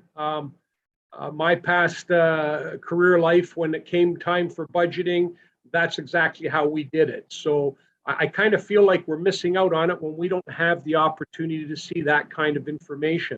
And I can also reflect back to how beneficial seeing the Visa and the credit card transactions were. And sometimes that seems to be hit and miss too. But I know from my standpoint, my comment is I would very much appreciate something along those lines so that I could go over it myself. Thank you. We'll start with Director Radigan and then CEO Schmidt on that.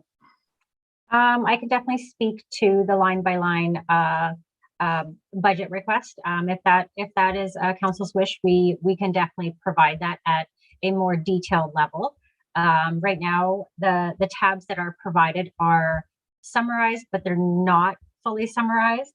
They still do provide quite a bit of detail, but if you would like additional detail, that's not a problem. We can definitely provide that. CEO Schmidt, anything to add to that? Thank you, Mr. Mayor. So just on the first comment regarding the collective bargaining agreement. So Councillor Cabral, I would be somewhat cognizant of the fact that we are currently trying to negotiate an agreement with the union, and hence some of that information is not something that I think we want to divulge in an open session. Happy to have a conversation about what we have included in the 2022 budget, but would not want to divulge that information as it would likely impact discussions and negotiations with the union. So there are funds provided for in the 2022 budget, and we will be coming back to council likely in February, March to have council discuss a mandate as it relates to the union. So again, happy to have a conversation offline with you, maybe to just understand a little bit more as to what you're seeking. As for the line by line, as Director Radigan mentioned, for the most part, what's being provided in the 2022 budget is, for the most part, line by line. We do roll up a couple of lines, but for the most part, it is a line by line. But if you have specific questions, absolutely, I think Director Radigan and her staff would be happy to answer any of those questions. So.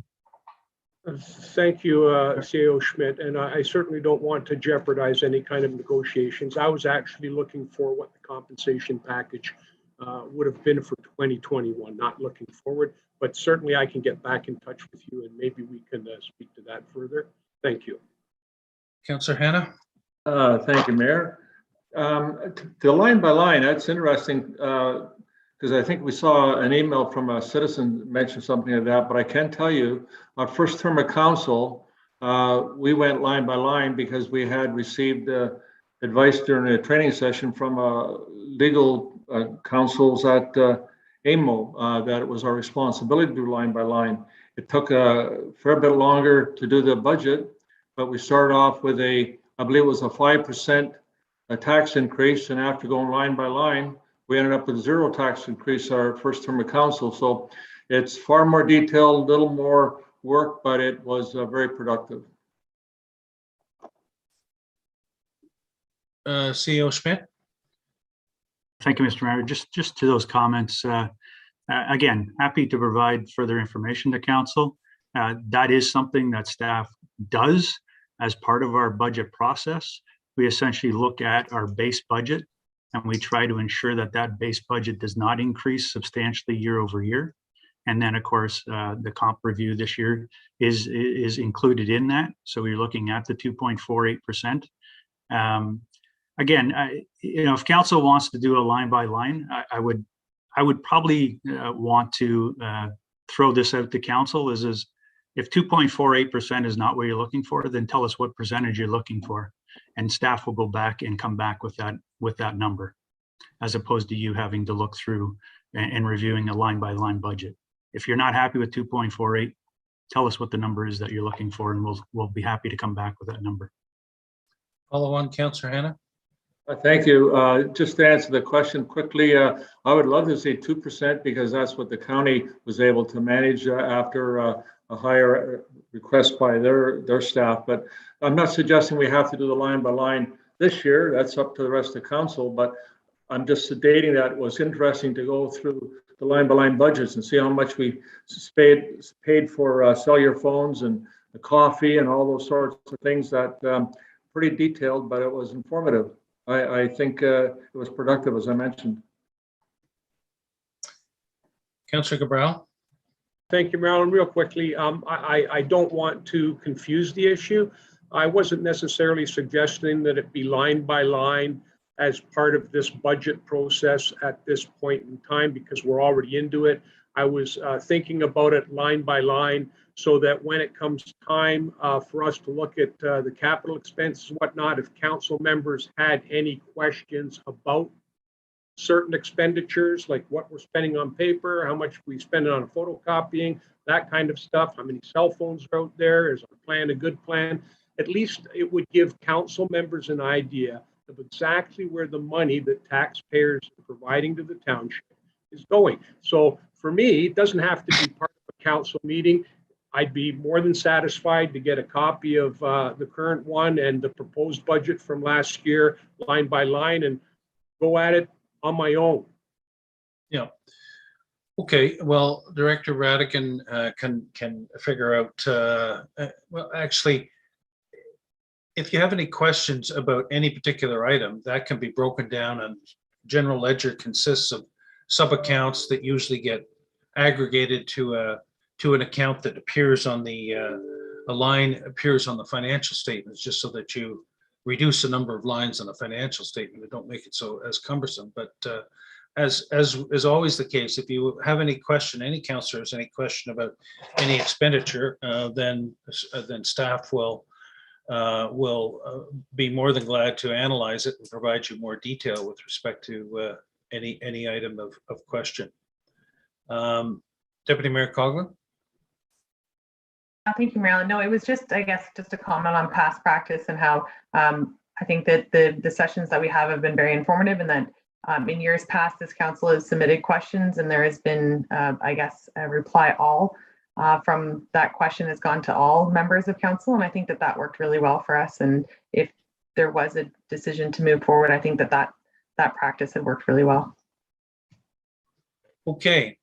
Well, we have an overall motion that encompasses what we've done today. And on behalf of all of us, thank you, Director Radigan and CEO Schmidt and the other heads of department who provided us with descriptions and answers to questions. It was very well done, very productive. Can I have a mover and seconder to get this motion on the floor, please? Deputy Mayor Coughlin and Councillor Maud Chapman. And the motion reads that the 2022 draft tax-based operating budget be included for consideration in the final draft of the 2022 budget, and that the 2022 non-union / management salary grid be included for consideration in the final draft of the 2022 budget. Are there any questions or comments with respect to the motion? Councillor Hannah? Would this be an appropriate time for me to put forward a motion asking staff to come back with a 2% property tax increase? Clerk Ainsworth? Thank you, Mayor Allen. As there is a motion on the table, it wouldn't be appropriate at this time to table a motion. this motion deals just specifically with the operating budget and the salary grid. But once this motion has been dealt with, it would be appropriate to submit a motion at that time. Okay, we'll go to vote though. Then all those in favor? That is carried. So next, can I have a mover and seconder then to recess today's session? Clerk Ainsworth? Thank you, Mayor Allen. It could be at this time that Councillor Hannah submits his motion regarding the 2%. Councillor Hannah? Thank you, Mayor. Yes, I would like to put a motion forward that council asks staff to go back and try to come forward with a 2% budget increase for the operations plan anyway. And this is at the township level, Councillor Hannah? Yes, sir.